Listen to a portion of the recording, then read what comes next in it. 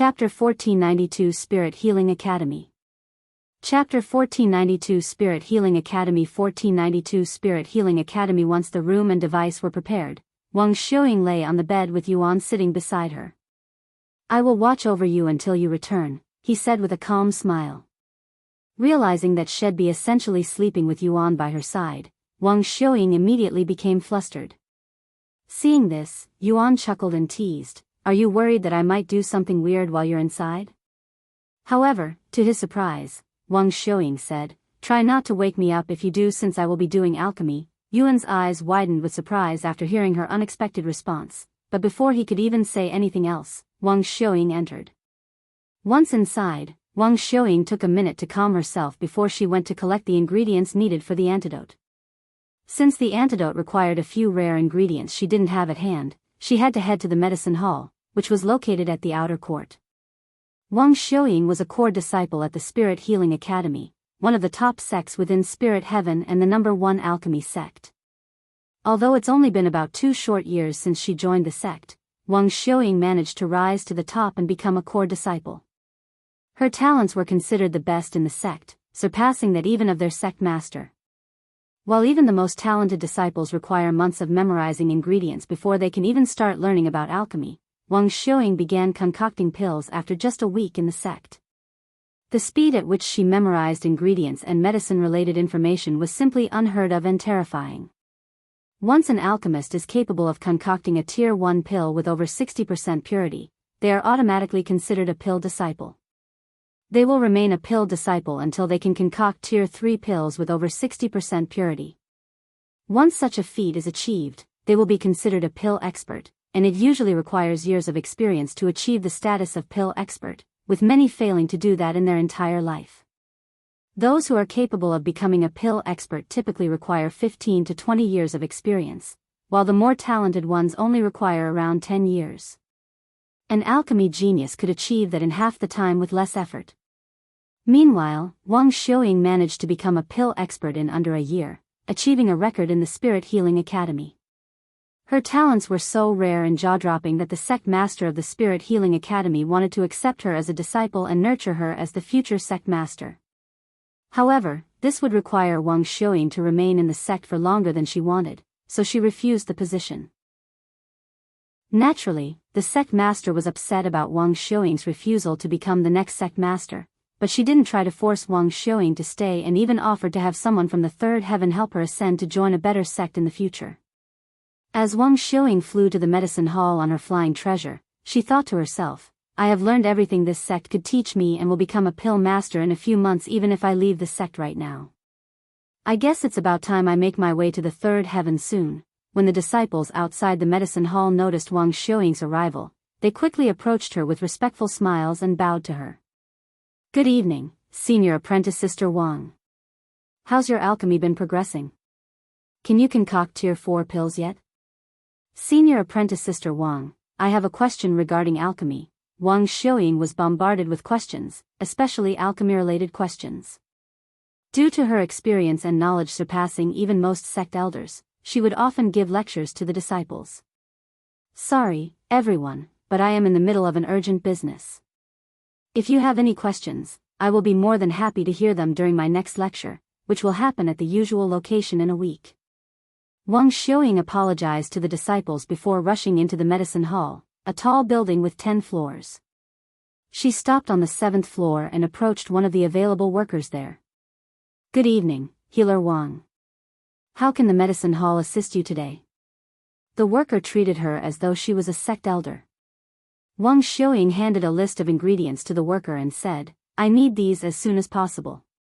The worker didn't even glance at the list of ingredients and nodded, "Of course.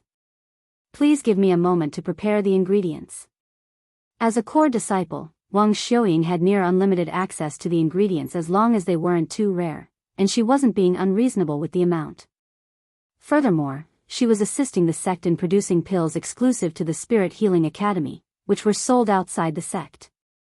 This allowed her to have more access than other core disciples, including many sect elders. While Wang Xiuying waited for the ingredients, she noticed someone was approaching her from behind. Turning around, she was greeted by a beautiful woman. Elder Mu. Wang Xiuying greeted the sect elder, who was responsible for her when she first joined the sect. It's been a while since I last saw you outside your peak.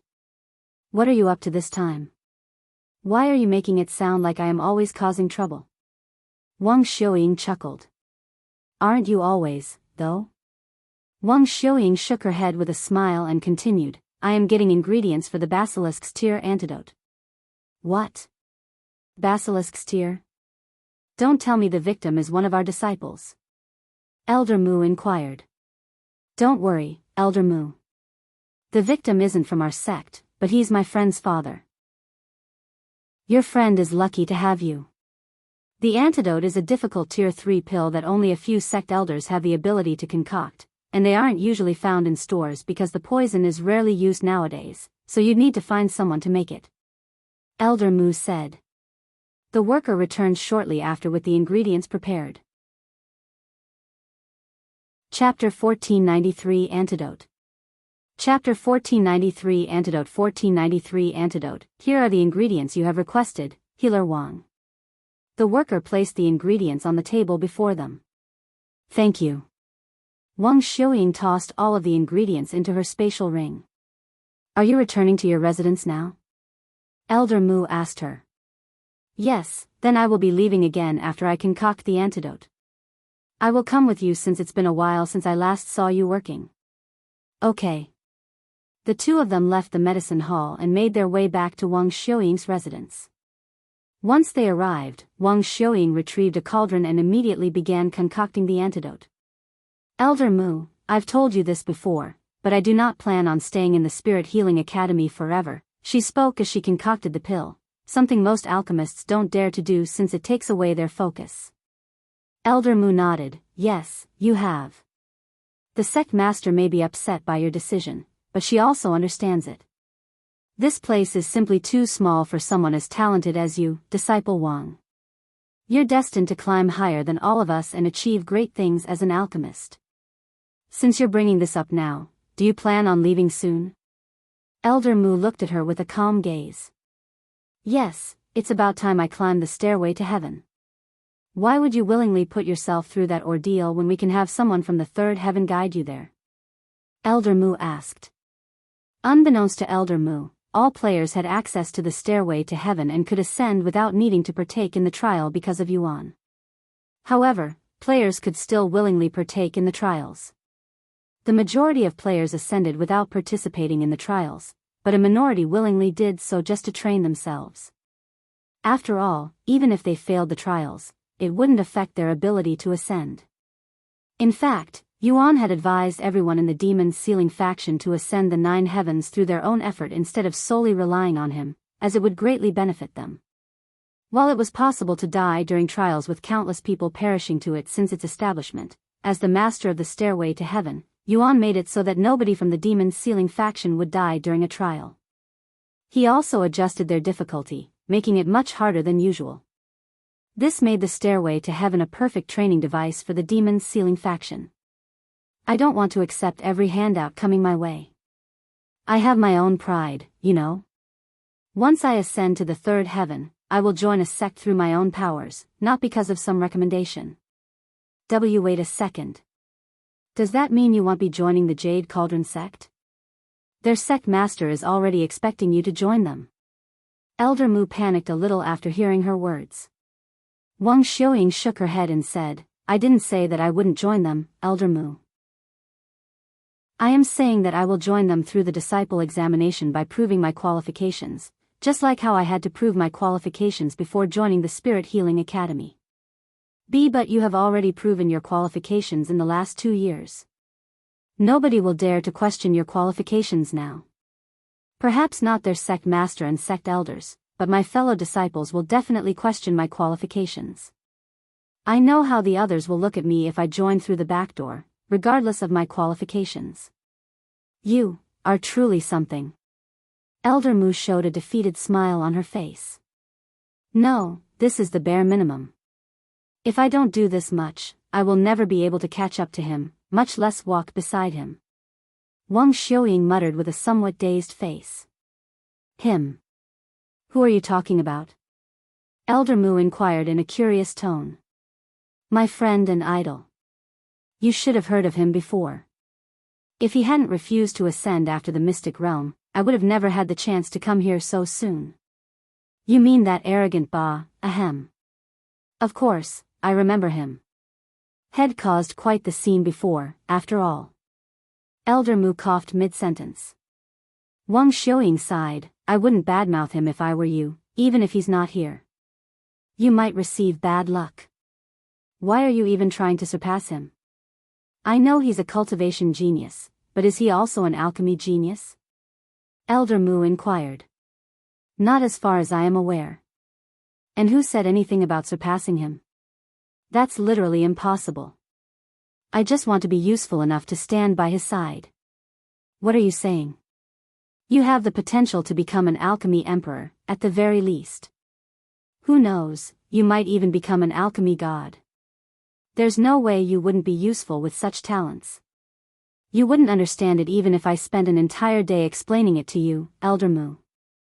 Anyways, my pill is about to be completed. Wang Xiuying stopped talking and poured all of her focus into the cauldron. A few minutes later, Wang Xiuying removed the lid and retrieved the pill from the cauldron, quickly sealing it inside a pill bottle. I am finished here, so I will be leaving soon. Elder Mu nodded and said, Then I will speak to the sect master, your master, about your inevitable departure. Thank you, Elder Mu. I will also speak with my master the next time I return. Wang Xiuying logged off cultivation online shortly after. When she woke up, she found Yuan cultivating beside her. You have the antidote? Yuan opened his eyes and spoke before she could even disturb him. Yes. Wang Xiuying retrieved the pill Shed just created. Great. Then let's return. Sebastian was waiting for them outside and guided them back to Chu Shijian's room. You're back already? It's only been a little over an hour. Chu Shijian wasn't expecting the antidote so soon. Yes, and I have your antidote here. Wang Xiuying showed the pill on her palm. If you find any errors, ads pop up, ads redirect, broken links, non-standard content, etc. Chapter 1494 Curing Chu Shijian. Chapter 1494 Curing Chu Shijian 1494 Curing Chu Shijian. Wang Xiuying handed the antidote to Chu Liuxiang and said, I'll give you the honor. Thank you. After accepting the antidote, Chu Liuxiang opened the seal and poured the pill into her grasp before offering it to Chu Shijian. The pill was only the size of a fingernail but exuded an intense bitter smell. It's going to be very bitter. Wang Xiuying warned as Chu Shijian accepted the pill. Without hesitation, Chu Shijian tossed the pill into his mouth and swallowed it with water. The pill quickly dissolved, and Chu Shijian's face immediately twisted with disgust. It had the worst taste he'd ever experienced, both intensely strong and long-lasting. Fuck. Is this what drinking moldy milk would be like? Chu Shijian nearly puked but managed to keep it inside. He looked at Wang Xiuying with teary eyes and a runny nose, and he couldn't help but wonder if she had actually poisoned him instead of curing him. That means the medicine is working. Wang Xiuying calmly said, and she continued, You'll need to use the bathroom in a bit. Things might get a little explosive. Chu Shijian's eyes widened at her words, but before he could even open his mouth to respond, he felt a churning sensation in his stomach. When he sensed a weird sensation from his rear, he immediately jumped out of bed and rushed outside. Master? Sebastian was shocked to see Chu Shijian out of bed and running when he could barely walk just hours ago. Looks like he'll be just fine. Wang Xiuying chuckled. Once again, thank you for saving my father. Chu Liuxiang said to her. Wang Xiuying casually waved her hand and said, You don't need to thank me. I merely did the obvious and right thing. Still, I feel grateful to you. Is the master cured? Sebastian asked as he entered the room. Yes, he's cured. Wang Xiuying nodded. Thank the heavens. Without him, the Chu family wouldn't have survived another month, let alone another year. An hour passed, but Chu Shijian had yet to return from the bathroom. How long do you think he'll spend inside the bathroom? Chu Wuyang asked. Hard to tell. It varies depending on how much poison was in his body. Considering his state, it'll probably take 3 to 4 hours before he finishes cleansing it out of his body. 3 to 4 hours? Chu Wuyang did not expect it to last so long. Shall we come back tomorrow? Yuan said. We should. He'll need to rest properly afterward, too. Wang Xiuying said. Then we'll come back tomorrow at noon, Yuan said to Sebastian. Very well. I will let the master know once he returns. Yuan left the Chu family with the others shortly after, while Sebastian continued to wait for Chu Shijian's return. 4.5 hours later, Chu Shijian returned to the room with a pale expression, but he looked much better overall than before he left for the bathroom. Welcome back, master. Yuan and the others have already left for today. They'll return tomorrow at noon. Sebastian said. I see, the doctor also advised you to rest for the remainder of the day. I understand. After Chu Shijian went under the blankets on his bed, he said, with a serious expression, Sebastian, I want you to investigate my wives, all 4 of them.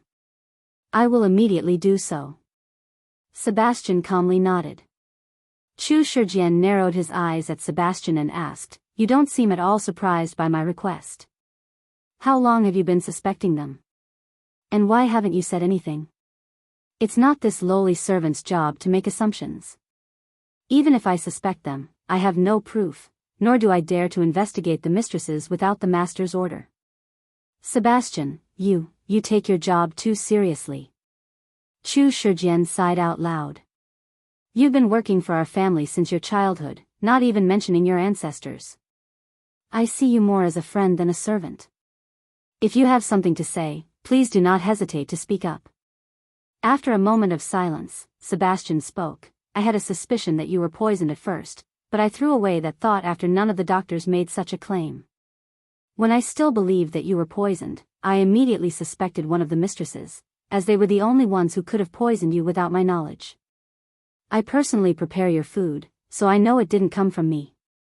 With that being said, do you have any idea who could have poisoned you? Sebastian then asked. Chu Shijian closed his eyes to ponder. A few minutes later, he sighed while shaking his head. I've made contact with all of my wives before I got sick, and without knowing how I was poisoned, it's impossible to tell who had the capability to poison me. We can ask the doctor tomorrow. We shall. I'll get some sleep now. The following morning, after breakfast, Yan Xiaoxiao approached Meishio for her interview. How long have you known Yuan? Pretty much for my entire life, she said. Your mother is Miss Mei Feng, correct? Did you also work for Yuan? That's correct. I was trained to serve Yuan but ended up serving his sister for the majority of my time there.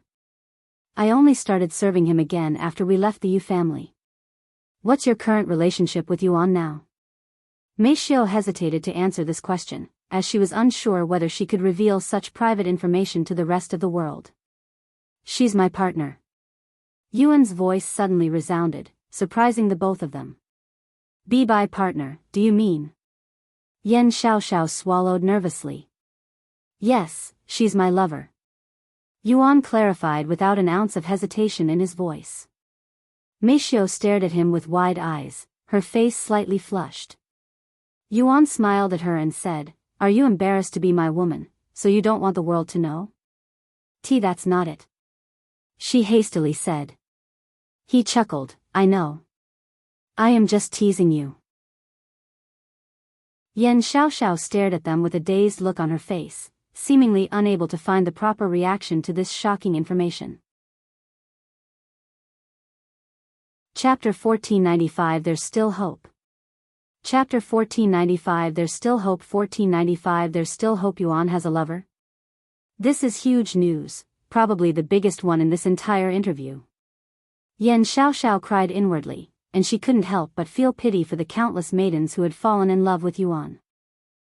How long have you been together for? Yan Xiaoxiao continued to inquire. Probably about a year now. Meishio said with a pondering expression. You guys can continue. I'll be in the training ground with the others, Yuan said before leaving them alone. After Yuan left, Yan Xiaoxiao asked, in your eyes, what do you believe is Yuan's biggest charm? And when did you start liking him? I don't know when I started liking him, but I've probably liked him since our childhood. He has many charms, but his biggest charm is definitely his dependability. I can always depend on his words, and it's a great feeling always to have someone to rely on.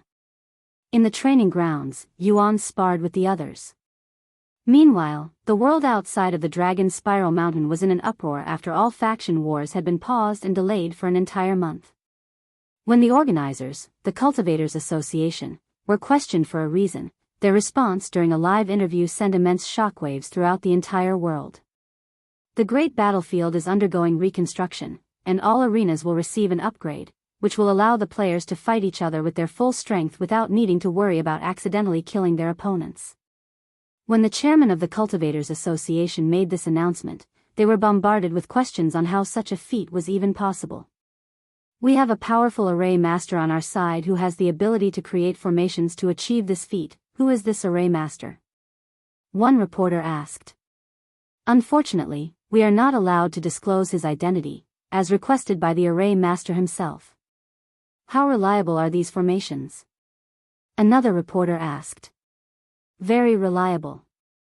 I, along with several of my colleagues, experienced firsthand its effects, and we can guarantee its effectiveness. Chairman Li responded. If you're not convinced by this, the Demon's Sealing faction and the Fiery Garden of Hell have agreed to become the first ones to test the formation. W8. Does that mean the Fiery Garden of Hell has accepted player Yuan's direct challenge? Indeed. The Fiery Garden of Hell was the one to send the challenge request, and the Demon's Sealing faction accepted it. The terms of the faction war will be the same as the Demon's Sealing faction's faction war against the Fiery Locust Swarm. During this interview, the world also learned of the Demon's Sealing faction's second faction war, which was several times more shocking than their match against the Fiery Locust Swarm, as the Fiery Garden of Hell had over 500,000 players. Thousands of articles on their upcoming faction war filled the internet. Fiery Garden of Hell accepts player Yuan's challenge. Player Yuan bites more than he can chew. From ranked 86 to ranked 5th. Will player Yuan challenge rank 1 for their third faction war?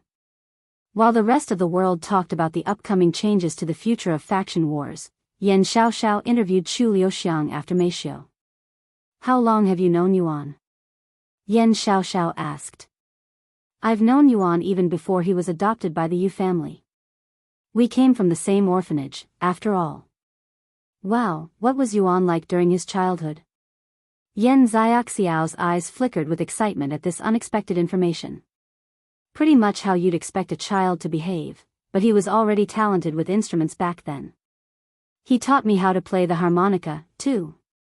How would you describe your relationship with Yuan nowadays? We're partners. Chu Liuxiang responded without hesitation. Huh? Yan Xiaoxiao's eyes widened. By partner, do you mean, we're lovers? Chu Liuxiang interrupted. Huh? Wait, but I thought. Yan Xiaoxiao immediately became confused by this revelation. Yan Xiaoxiao wasn't sure if she should mention Meishou. What if Yuan and Chu Liuxiang were in some kind of secret relationship? What if he was cheating on Meishou? These stories are very common, after all. Seeing Yan Xiaoxiao's hesitation, Chu Liuxiang chuckled. Are you worried about Meishou? Don't worry, we're both his lovers. So she knows? Yes. And you're both okay with sharing him? Of course. Is that so? Yan Xiaoxiao could feel her heart racing for some reason. Why are you surprised? It's not a new thing. My father also has several wives. Yan Xiaoxiao cleared her throat and said, now that you mention it, I guess it isn't that surprising for someone like Yuan to have several lovers. There's still hope for the others. She cried inwardly. Yuning also had similar thoughts when she learned that Yuan had 2 Dao companions. Yan Xiaoxiao ended her interview with Chu Liuxiang an hour later. Although there was still plenty of time, she decided to end the interview for that day since only Yuan was left to be interviewed, and she wanted to spend an entire day with him. When noon arrived, Yuan, Chu Wuyang, and Wang Xiuying made their way to the Chu family's residence as scheduled. This time, they just flew directly to their residence, saving time. Sebastian, why is the house so empty? Where's everyone? Chu Wuyang asked as they walked through the empty hallways. The other mistresses and your siblings are all doing their own things outside. When father is this sick? Chu Wuyang frowned. It's precisely because he's sick that they have to leave. After all, with the master bedridden, they are the only ones who can continue the family businesses. Sebastian explained. That makes sense. I shouldn't have made any assumptions. Sorry. It's fine. I understand completely where you're coming from. They entered Chu Shijian's room shortly after. You look much better today, Wang Xiuying said to Chu Shijian after seeing his appearance. It's all thanks to you. Chu Shijian laughed heartily. Anyway, I have a question. How is that poison typically applied? He suddenly stopped laughing and asked with a serious expression. Chapter 1496 The Culprit. Chapter 1496 The Culprit 1496 The Culprit. Hearing Chu Shijian's question, Wang Xiuying pondered for a minute before responding. There are several ways to apply basilisk's tear. The easiest method is to mix it with liquid and feed it to someone, but since it has a distinct bitter taste, the best approach is to mix it with something sweet. It can also be injected into solid food. Something sweet. Chu Shijian began trying to recall the last time he had something sweet. His complexion darkened a moment later when he recalled something, and his body trembled in anger. It can't be. He muttered in a cold voice. Who poisoned you, father? Chu Liuxiang asked with a deep frown on her face. Chu Shijian didn't respond and turned to look at Sebastian with a serious expression before asking loudly, what is Chu Wuyang doing at this moment? Chu Wuyang? That useless brother? Chu Liuxiang cried out loud after hearing his name. Chu Wuyang? Yuan raised an eyebrow as he recalled this familiar name. He was the one who blocked me at the front door when I tried to get Lulu back. Yuan recalled beating Chu Wuyang so hard that he fell unconscious. Young Master Wuyang should be in charge of our business in the one located at Third Heaven. Sebastian quickly replied. Don't tell me, he was the one who poisoned you. Chu Shijian gritted his teeth and clenched his fists in frustration. I don't have solid proof or want to suspect him, but he was the only one who fed me something in the last several months. Right before I got sick, he brought me a slice of cake and asked for my opinion on it. The cake was so sweet I can still recall it clearly even now, so I only had a single bite. However, Chu Wuyang also tasted the cake right after I gave my opinion. Wang Xiuying then said, I don't want to make assumptions, but he could have easily prepared the antidote beforehand. This poison isn't deadly as long as you're prepared. The antidote is also not that hard to find. Why would he do something so foolish? Sebastian. Summon Chu Wuyang and his mother for me. Chu Shijian commanded. Right away. Sebastian immediately rushed out of the room. Chu Shijian lowered his head in a dejected manner and used his hands to massage between his eyes. What should I do now? He muttered in a stressful voice. Nobody in the room responded. This was Chu Shijian's problem to solve as Chu Wuyang's father and victim. Sebastian returned a few minutes later with the news. I have notified young Master Wuyang and his mother, telling them that there's been an emergency. They should arrive in a few hours. Chu Shijian nodded and said, in fact, summon everyone. I want everybody there to witness Chu Wuyang's response. As you command. Sebastian left again. Father, we should probably leave. Chu Liuxiang said in a low voice. Even if you are no longer part of the family, I would like for you to be there. You too, Yuan.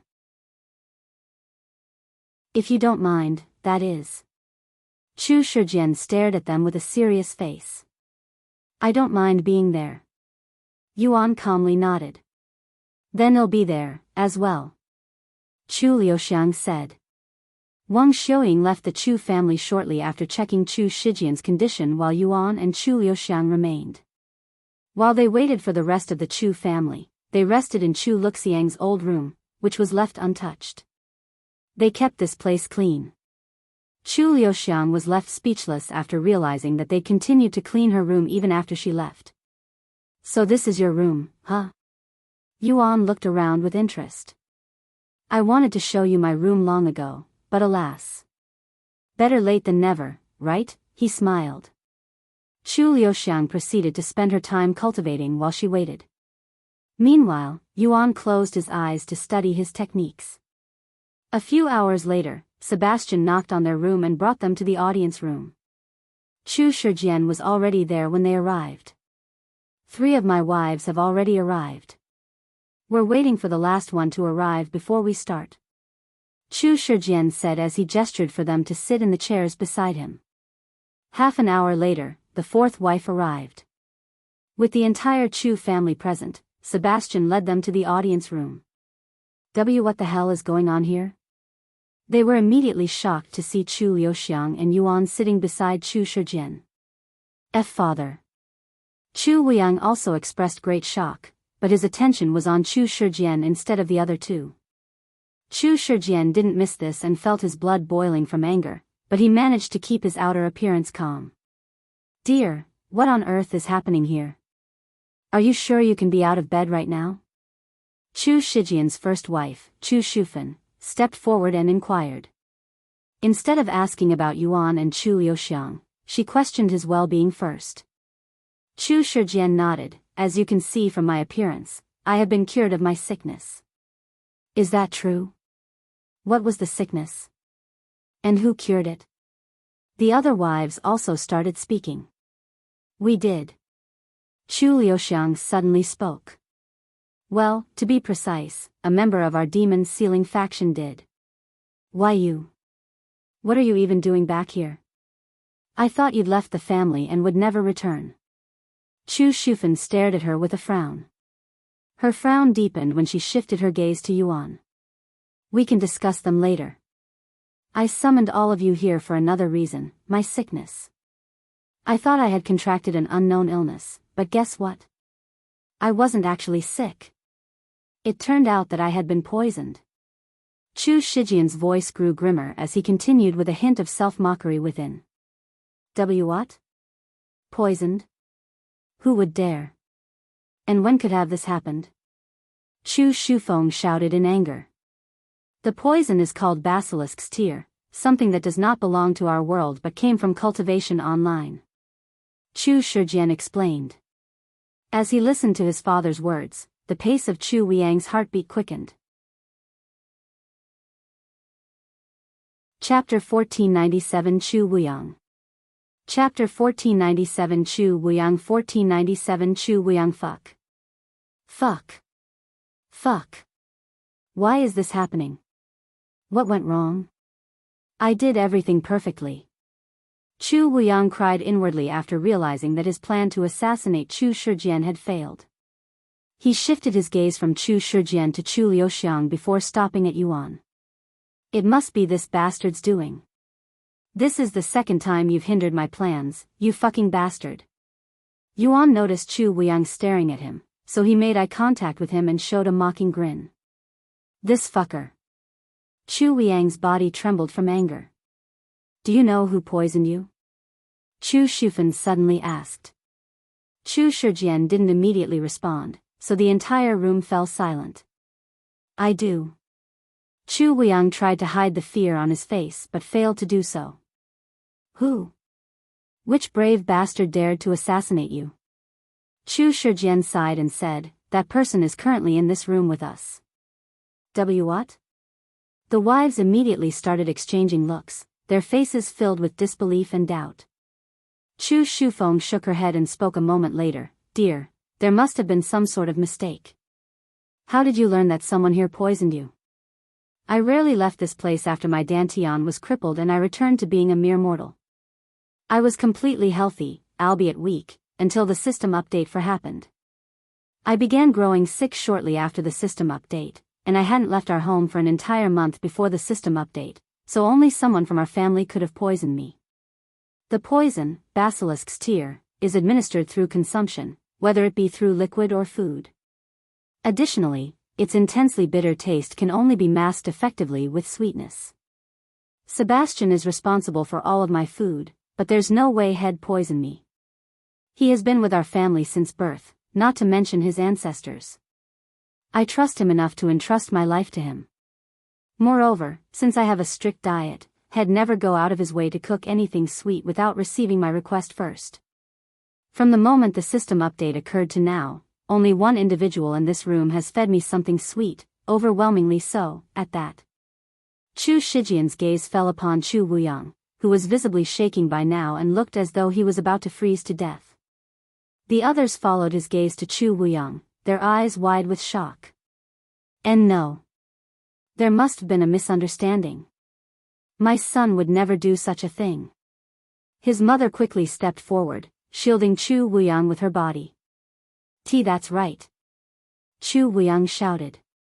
It's true that I had fed you a slice of cake, but I also ate from that very slice right after you, so why did I not get sick? Chu Wuyang cried out loud, desperately defending himself.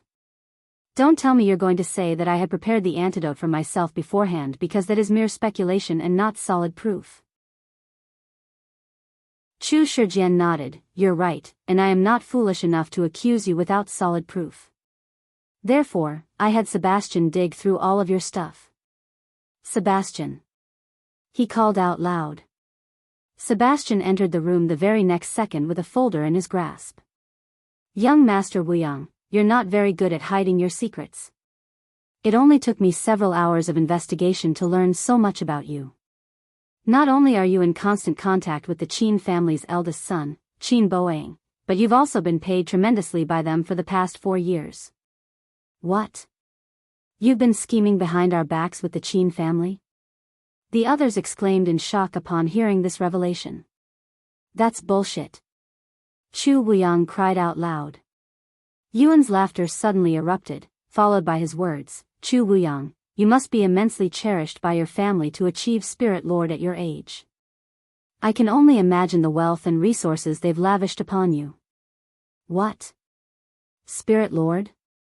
Chu Shijian and the rest of the Chu family were baffled to learn this, as they weren't aware of his cultivation this entire time due to their inferior cultivations. The strongest cultivator in their family was a mere spirit master, and due to the Qin family's hindrance, they didn't have the luxury of drowning themselves in resources after the system update.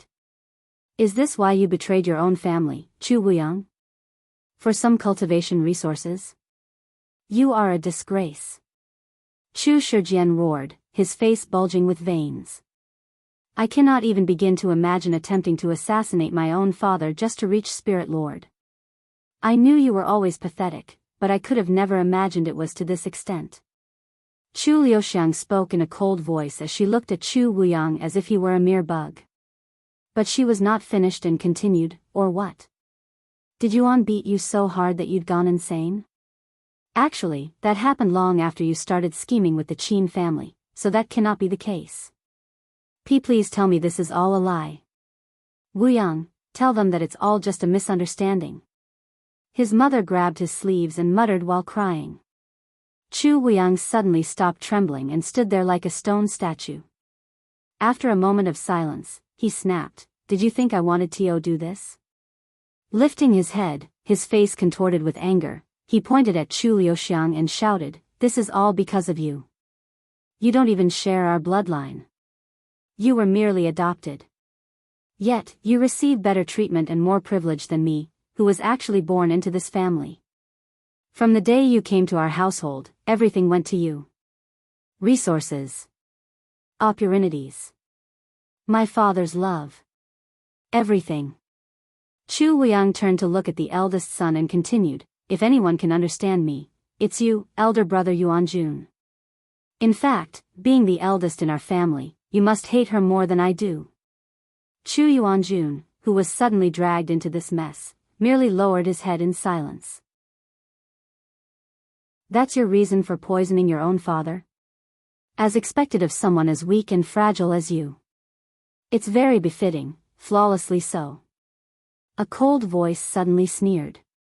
Chu Wuyang snapped his head to glare at Yuan, who had just spoken, his gaze brimming with intense killing intent and profound hatred. Chapter 1498 Magic Talisman. Chapter 1498 Magic Talisman 1498 Magic Talisman. Shut up. Shut the fuck up. Chu Wuyang roared, his spirit lord aura exploding around him. However, due to the formation, he could only exert the strength of a peak spirit grandmaster. What do you think you're trying to do? Chu Shijian shouted. Whatever I want. Without another word, Chu Wuyang lunged at Yuan like a tiger, his entire being radiating bloodlust. In midair, he summoned a sword and swung it at Yuan without hesitation. Yuan. Chu Liuxiang subconsciously called out to him even though she knew Chu Wuyang wouldn't be able to touch even a single hair on him. Sure enough, Yuan casually caught the blade with 2 fingers and, with seemingly no effort, pinched it so hard that the entire blade shattered into hundreds of fragments. What? That was a heaven-grade treasure. Chu Wuyang exclaimed in a terrified voice. Had never seen someone breaking a spirit-grade treasure with their bare hands before, much less heaven-grade. It must be some kind of trick. Chu Wuyang gritted his teeth. After distancing himself from Yuan and pausing for a moment, he retrieved a black talisman and infused it with half of his spiritual energy. The black talisman emitted a crimson glow before suddenly catching fire and burning away. Flames of purgatory. Turn that bastard into ash. Once the magic talisman fully burned away, it released a powerful pillar of fire that resembled a dragon's breath in Yuan's direction. The magic talisman contained a powerful divine rank martial technique. Once released, it can instantly kill even a peak spirit lord. Let's see how you, a mere spirit grandmaster, survive it. Chu Wuyang grinned as he watched the flames engulf Yuan's figure. That's a dangerous thing you have there, Yuan's voice resounded, followed by a strange whooshing noise. The flames suddenly vanished as if consumed by the air itself, revealing Yuan's perfectly unharmed appearance and a beautiful silver spear that wasn't in his grasp a moment prior. That could have destroyed a good portion of this mountain if I hadn't erased it in time, he continued in a grim voice. Clearly limiting their cultivation isn't enough. I will need to find a way to deal with such tactics later, he sighed inwardly. How? How the hell are you doing this? Chu Wuyang roared, his face twisted in confusion, seemingly on the verge of madness. However, Yuan wasn't even paying attention to him, he was looking at Chu Shijian. How do you want to punish him? He asked. Chu Shijian responded solemnly as she glared at Chu Wuyang. Chu Wuyang, for your crimes, your betrayal, I hereby disown you. And to prevent you from harming others, I will cripple your cultivation. Please wait a moment. Let's talk about this first. Chu Wuyang's mother suddenly stepped forward. However, Chu Shijian's face remained resolute, and he said, Chu Mei, don't act like you're completely innocent either. Since he's your son, we will also be investigating you to see if you have any involvement. In fact, everyone in the family will be investigated with no exceptions. If you are not satisfied with my decision, you may leave the Chu family with him. Chu Wuyang, you're lucky I am sparing your life despite your assassination attempt on my life. The room fell silent. Yuan broke the silence by stepping away from his seat. You heard him, Chu Wuyang. Since I am the only one capable of crippling you here, I shall do the honors. No hard feelings. Get away from you, you monster. Chu Wuyang turned around and began running away. Seeing this, Yuan activated Heavenly Domain, instantly restricting his movements. The less you struggle, the less painful this will be. Or would you rather I beat you down first, like the last time? Don't worry, it'll be over before you even know it. Without taking another step, Yuan raised his hand and pointed a finger at Chu Wuyang's back. In the next moment, a thin strand of sword aura shot out from Yuan's fingertip, flying at Chu Wuyang's dantian like a bullet. Upon impact, the sword aura drilled a hole within Chu Wuyang's dantian, causing it to leak out all of its spiritual energy. Chu Wuyang's cultivation immediately began to decline. In less than 10 seconds, it plummeted from Spirit Lord to Spirit Grandmaster, then further to Spirit Master, Spirit Warrior, and Spirit Apprentice, until it was completely depleted of spiritual energy. And no. Chu Wuyang's horrified cry echoed throughout the entire room. Chu Shijian and the others swallowed nervously after witnessing Yuan's domineering display of strength. He was so powerful that even a spirit lord like Chu Wuyang seemed as vulnerable as a chicken on the chopping board. After crippling Chu Wuyang's cultivation, Yuan returned to his seat and casually sat down without even a ripple on his nonchalant expression. I knew he was powerful, but to think he'd be this overbearing. Chu Shufeng was quivering in her shoes when she recalled their fight with him.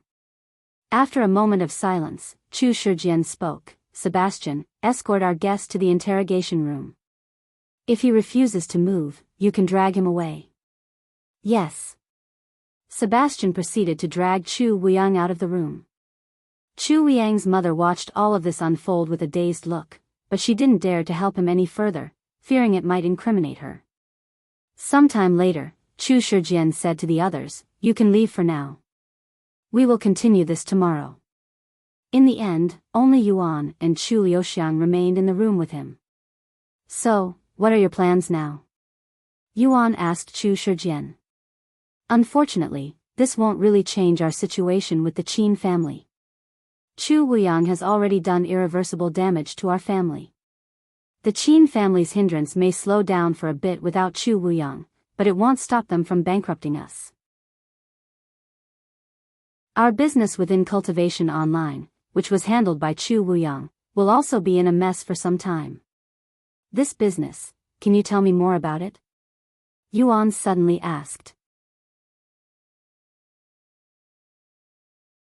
Chapter 1499 Businesses in. Chapter 1499 Businesses in 1499 Businesses in Our Business in? It's nothing special, just your typical operation with the usual groups. Chu Shijian said. He continued, as you probably already know, is heavily incorporated into our economy now.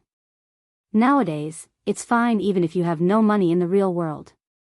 As long as you have money in, you're essentially successful even in the real world. Most large businesses like us have different branches that specialize in their own gold-earning strategy. For example, we have the Monster Hunter branch, which focuses solely on hunting magical beasts for monster cores and materials. This is the most profitable method but also the most tiring and competitive. Although we used to have businesses in every realm, we've decided to move to the third heaven, where resources and wealth are much easier to acquire compared to the lower heaven, and competition is weaker there due to the higher requirements. Other operations include quest farming and herb picking for those with weaker cultivations.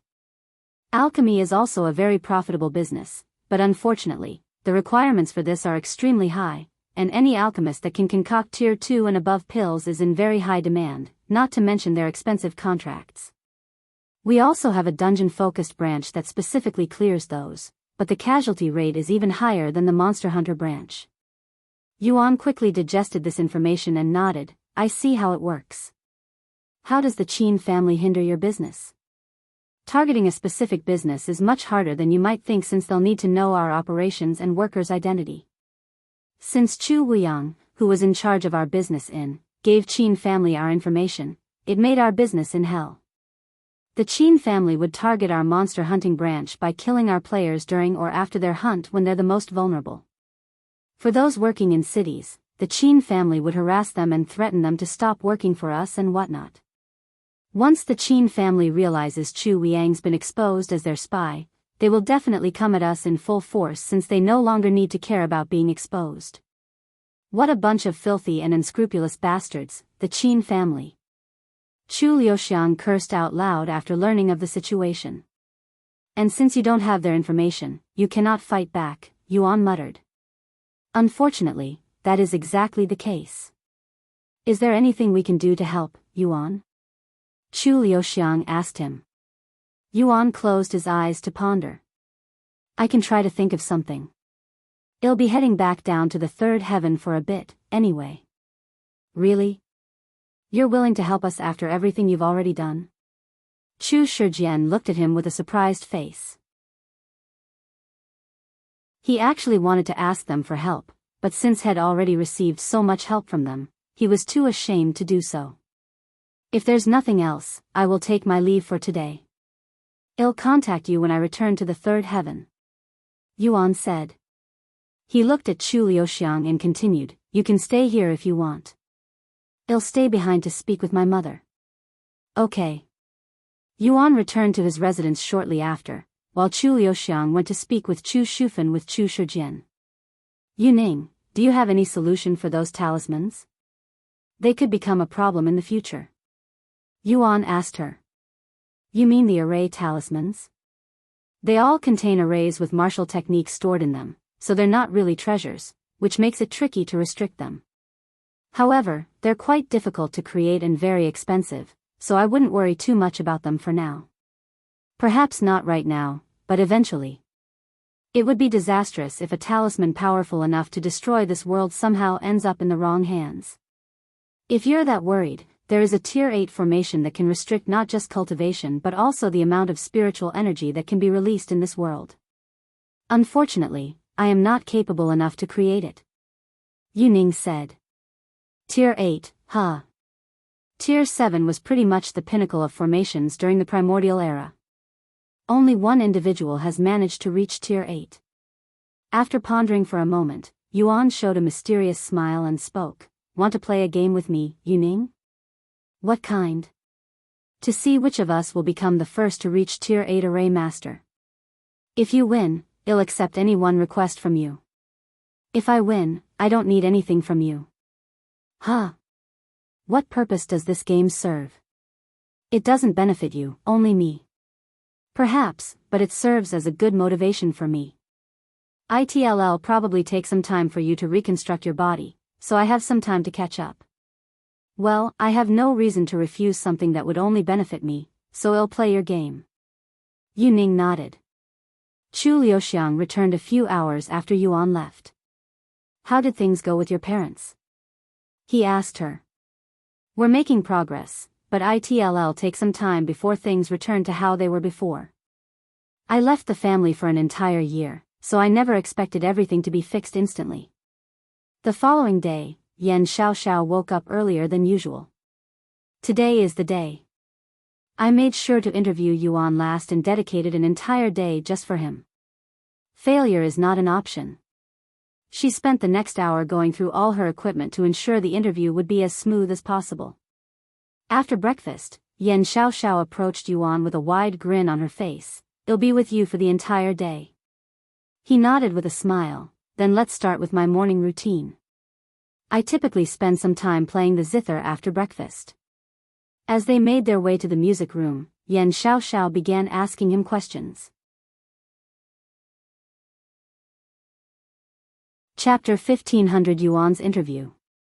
Chapter 1500 Yuan's Interview. 1500 Yuan's Interview. What is your cultivation currently at in? Yan Xiao asked Yuan as they walked through the hallways. 9th level Spirit King, he calmly responded. Wow. I only know of one other person who's a Spirit King, and they've just achieved the first level of Spirit King after spending a fortune on resources. How much did you spend to get to your cultivation? I rarely purchase my cultivation resources. I hunt them. It's much cheaper and more efficient that way. Wah. So you've reached the peak of Spirit King without consuming treasures? Is that even possible? Have you ever purchased gold for? What do you do with your resources? The majority of my cultivation was obtained from monster cores that I hunted. I have never purchased gold for, but I've sold many things on the auction house for money to spend on Earth. It's also how I was able to afford this place at first. Oh. Rare treasures that are typically out of most players' reach would occasionally make their way into CO player auctions, usually in bundles, and they would always sell for a fortune. Perhaps you're responsible for most of them? Yuan smiled and said, perhaps. Sure enough, he'd sell all of the treasures that were useless to him at CO player auctions. This included all the loot he picked up from his slain enemies. There have been fewer and fewer high-quality treasures being sold in CO player auctions these days. Do you plan on selling more treasures in the future? Who knows? I don't really need any money right now. Yuan shrugged. Had already earned enough money to splurge on for several lifetimes, and since he no longer needed to pay to live in the Dragon Spiral Mansion ever since he helped the Lord kill the demons, he decided to stop selling treasures. Can you tell me what you typically do in? Are you focused on improving your cultivation? Hunting treasures? Quests? A little bit of everything, I suppose. I don't have any routine or strictly focus on one thing. I just go where fate takes me. Going where fate takes you, huh? That's a good one. Yan Xiaoxiao chuckled. She paused for a moment to look at her notes before continuing. You had a lot of player announcements from hunting many unique elite bosses. Can you tell us a little about that place? It's a dangerous place called the Vanishing Valley. Yuan calmly responded. Yan Xiaoxiao was a little surprised to see Yuan answering so casually. Many people believed it was a secret hunting ground, so she wouldn't have been surprised if he had refused to answer the question. Seeing her reaction, Yuan smiled and said, I know what you're thinking. It's a dangerous place filled with magical beasts that defy the cultivation restriction placed on each realm, so you can encounter magical beasts as powerful as immortal cultivators that you would normally only be able to encounter in the sixth heaven and above. Even I nearly died several times in there, so unless you have a death wish. Yan Xiaoxiao swallowed nervously at this information. No doubt, many players will ignore Yuan's warning and visit the Vanishing Valley once they see this interview. Yan Xiaoxiao stopped the interview when they arrived at the training ground. Yuan retrieved his zither and exercised his fingers with several heavenly songs. Yan Xiaoxiao watched his performance with a dazed look on her face. It was Yuan's music that made her pursue a career as an idol. Ah. I never got the chance to attend his live performance. To think I'd get this chance and be right beside him in this moment. I can die at peace now, she sighed inwardly. After the performance, Yan Xiaoxiao continued the interview. Why did you create the Demon Sealing faction? To fight demons, Yuan responded nonchalantly. Demons. Is this in a figurative sense? Can you elaborate on that? Yan Xiaoxiao wore a puzzled look on her face. No, I mean it in a literal sense. Believe it or not, demons exist in this world. Yan Xiaoxiao was left speechless. After a moment of silence, Yuan chuckled and said, Of course, I am joking. I created the Demon Sealing faction because I wanted a place for myself and those close to me. I see, and why did you choose a name like the Demon Sealing faction? It doesn't really fit your images. There's an organization in cultivation online called the Demon Sealing Clan. I thought it sounded cool, so I took it. You took it. Yan Xiaoxiao was left speechless again. After another moment of silence, she asked, I'm sure countless people have the same question, but what are the requirements to become a member of the Demon Sealing faction? There's no requirements. Then how come only 2 individuals managed to get into the Demon Sealing faction when thousands have applied? As I said, the Demon Sealing faction is like a family to me, so you naturally have to be close to me before you are even qualified to apply. But once you are qualified, there are no further requirements. Then does the Demon Sealing faction ever plan on opening to the public in the future? Yuan pondered for a moment before responding, I cannot say with certainty that we will never open to the public, but I have no such plans as of this moment. The other Demon Sealing faction members started to appear on the training ground at this moment. Seeing this, Yuan said, I typically spend 2 to 3 hours sparring with the others. It rarely happens nowadays since I am always inside cultivation online, but I try to spar with them whenever possible. Yuan. Spar with me. Wuxia approached him first for a spar. Sure. What do you think your chances are in a spar against him? Yan Xiaoxiao suddenly asked Wuxia, her voice tinged with curiosity. Huh. I have never won against him, nor do I ever expect to. Just getting a hit on him is already worth bragging about. Wuxia calmly responded. Chapter 15:01 Yuan's Room. Chapter 1501 Yuan's Room 1501 Yuan's Room. When Wu Zhao noticed the weird expression on Yan Xiaoxiao's face, he smiled and said, "Even though we know we won't ever win, we still benefit a lot from our losses because he doesn't just spar with us. He trains us at the same time. You should give it a try later." "You want me to spar with Yuan?" Yan Xiaoxiao wore a look of disbelief on her pretty face. "Why not?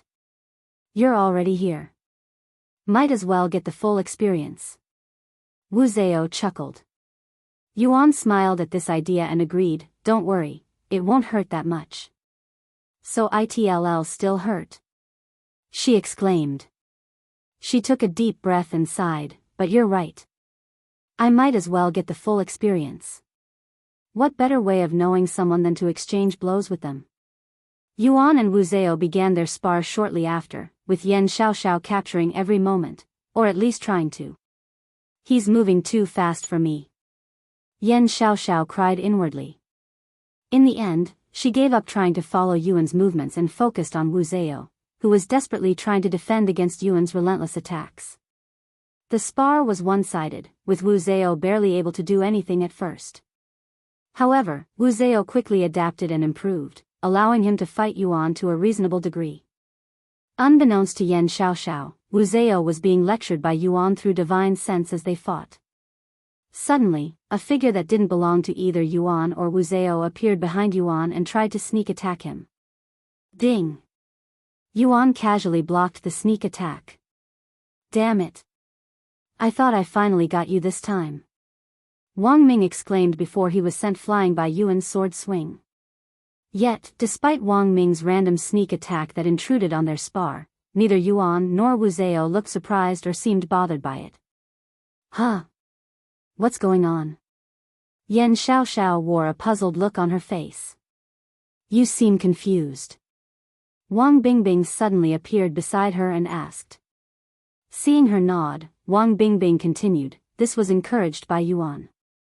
He said that if anyone manages to sneak an attack on him successfully, he will reward that person with a powerful martial technique or spiritual weapon." "Oh, we can only do this when he's in the training ground." "I see." Yan Xiaoxiao muttered. "Hey, let me join your spar," Wang Ming said after recovering from being thrown. "Sure." Yuan calmly nodded. Thus, Wu Zhao and Wang Ming started attacking Yuan together. "We can also try to take him down together. If we manage to defeat him, all of us will receive a reward."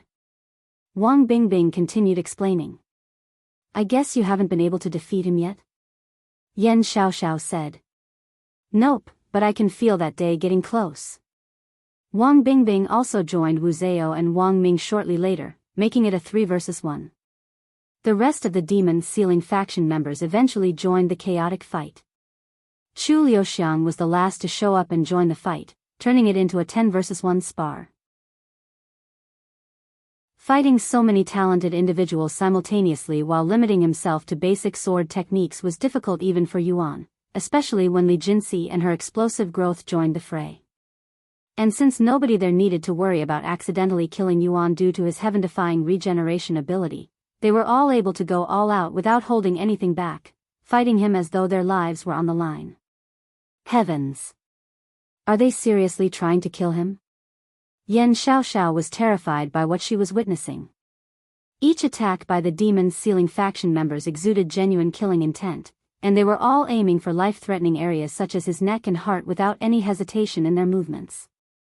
If a stranger were to stumble upon this scene without any context, they would undoubtedly think Yuan was being targeted by a group of seasoned killers. However, despite their efforts and cooperation, Yuan defeated them and emerged victorious without a single injury to his body. Considering the God of War's extensive fighting experience, it was only natural for him to dominate opponents who had barely 20 years of practice. "Oh, right. Wu Zhao." Yuan suddenly called out to him as he lay on the ground from exhaustion. "Since you defeated the most players during the faction war, you can receive the ancient rank technique. Do you have any specific techniques in mind?" "I'd like a movement technique, something that will keep my opponents away from me." Yuan nodded. "All right, I'll let you know when I find something suitable." "Thank you." Yuan approached Yan Xiaoxiao after the spar. I'm going to clean myself real quick. We can spar after the interview. Okay.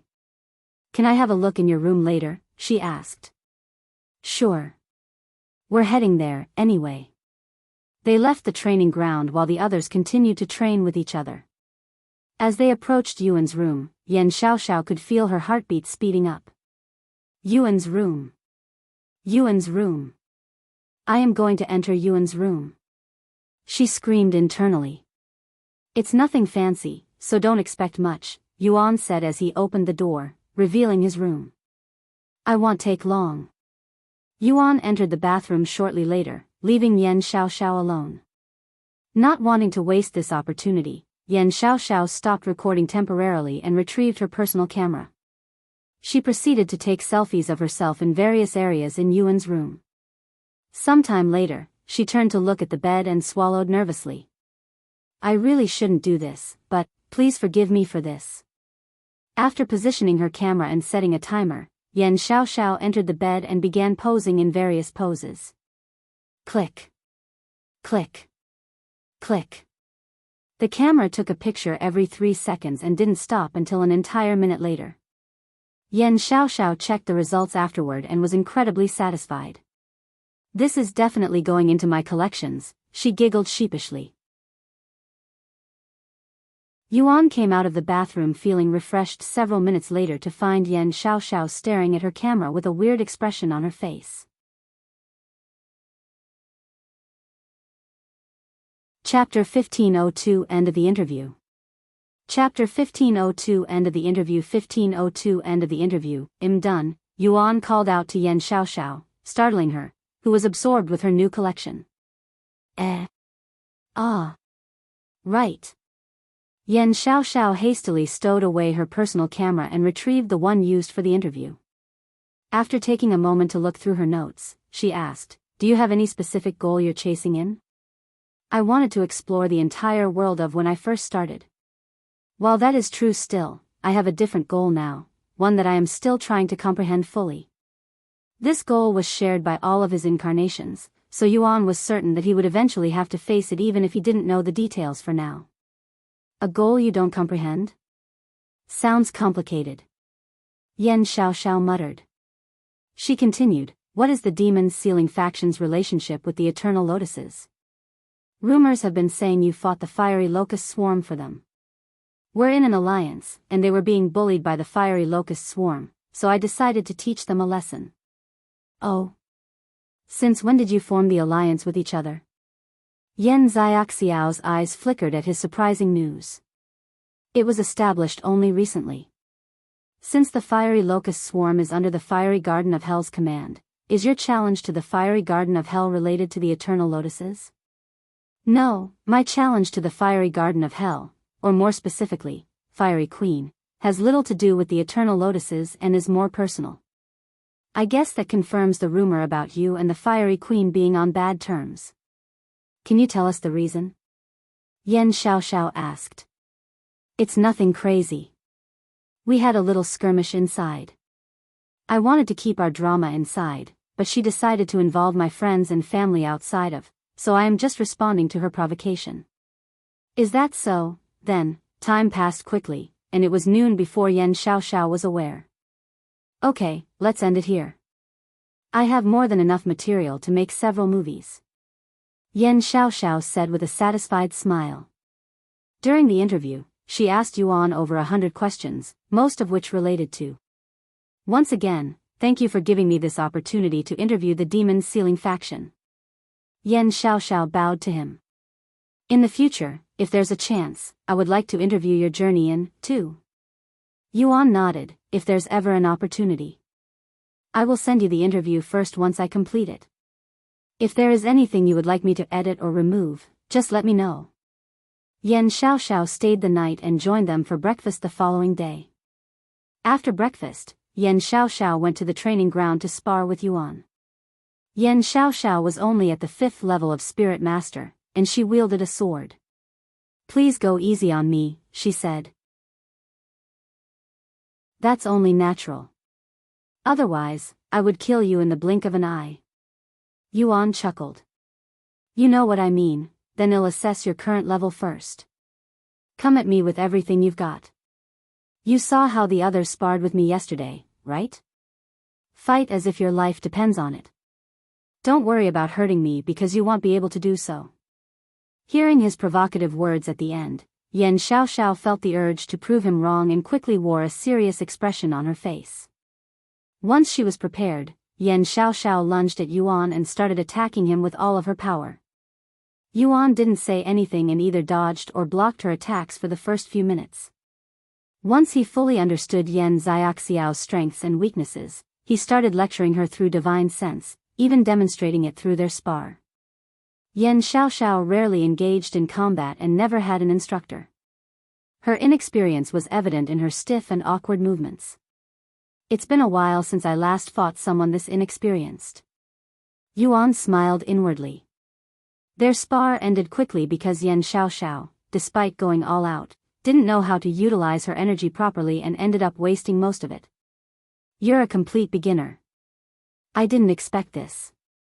Yuan said afterward. Yan Xiaoxiao showed an embarrassed smile and said, I enjoy cultivating, but I don't enjoy fighting.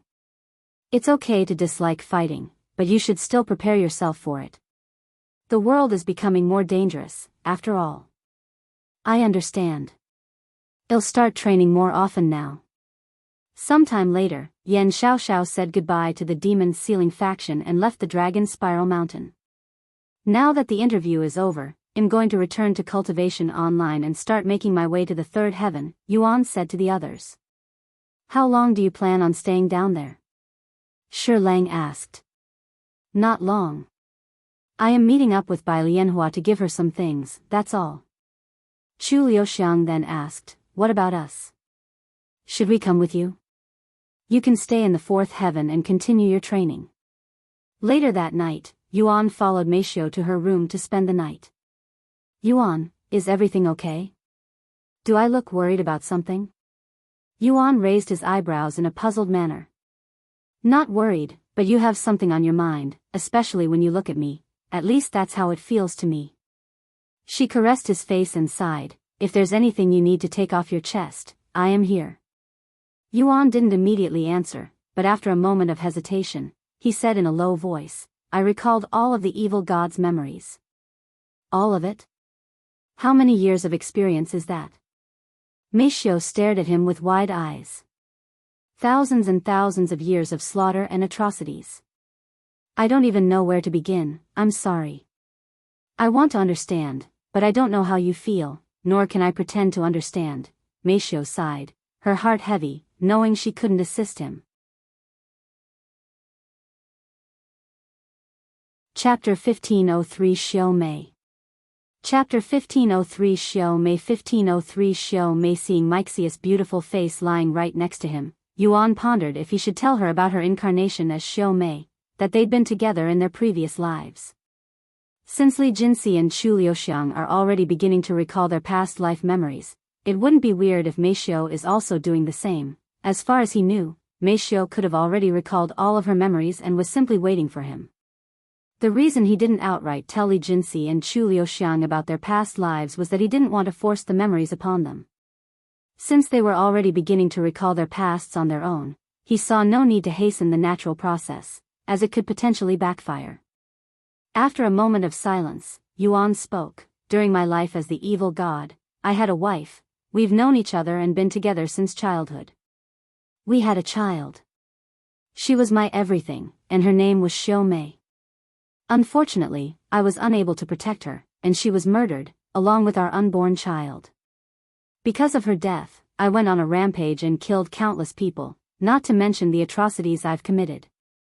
When I get the chance, I am going to apologize to her. Meishio felt a weird sensation in her chest when she heard the name Xiu Mei. When you get the chance? I thought she passed away. Meishio asked in a puzzled tone. Reincarnation is not unique to me. Unless their soul is shattered, everyone who dies will eventually be reincarnated. The only difference between them and me is our ability to remember our past lives, and there are other people other than me who can remember their past. There are others? How do you know that? Because 2 of them live among us. Huh? Who? Meishiu was surprised to hear this and immediately became curious. Li Jinxi and Lulu, but they don't remember everything and are still in the process. They also don't know that I know, so keep this a secret from me until they decide to tell us. Meishiu nodded and mumbled, so they also recall their past life. I wonder what my past life was like. Yuan smiled and asked, do you want to know? You know my past life? She stared at him with wide eyes. He silently acknowledged with a nod. Meishiu swallowed nervously and spoke, don't tell me. Xiu Mei, what makes you think that? Yuan was slightly surprised by her intuition. Just a feeling. I was right? He nodded, yes, you were my wife when I was still the evil god. Meishiu fell silent. To think things would turn out like this, is this a coincidence, or are we bound by fate? She wondered inwardly, feeling blissful knowing that she was also with Yuan in their past life. Are you okay? Yuan asked when she remained silent, wondering if it was too shocking for her. Yes. I am just a little surprised by this information, and am not sure how to respond to it. However, I can say that I am very happy that you told me. Even if I might never remember it myself, I bet the time I spent with you was incredibly blissful. By the way, how do you know that it was my past life? For starters, you look exactly the same as Xiu Mei. Moreover, those around me in this life seem to have a close connection with me in my past life. Does this mean Lulu is also? Yes. Li Jinxi, too. However, they are not related to the evil god but my other incarnations instead. Meishiu wore a bewildered look on her face. This information shocked her more than her own reincarnation. Exactly how many past lives have you lived? She couldn't help but ask. I don't know, but I have memories of 7 so far. S7? That's a lot, Omicron M, if you consider how long this universe has existed, living 7 lives isn't that shocking. Yuan chuckled. Any questions? After a moment of silence, she asked, what was our daily life like? Before our marriage or after? Both. Then I'll start from when we first met. Prepare yourself since this will take the entire night. Thus, Yuan spent the rest of the night recalling his memories with Xiu Mei to Meishiu. Meishiu would ask questions here and there. Was Xiu Mei on birth control pills? Why did it take so long for her to become pregnant? Not that I was aware of. It's unlikely, though, since she was always excited to have a child. Also, things work differently for female cultivators in general when it comes to giving birth. Due to the spiritual energy in their body, not only is it harder to become pregnant, but the time it takes for the child to come out also differs. So, while a mortal typically gives birth after 9 months of pregnancy, it could take years for a female cultivator to give birth. The difference is even larger for cultivators with a stronger cultivation.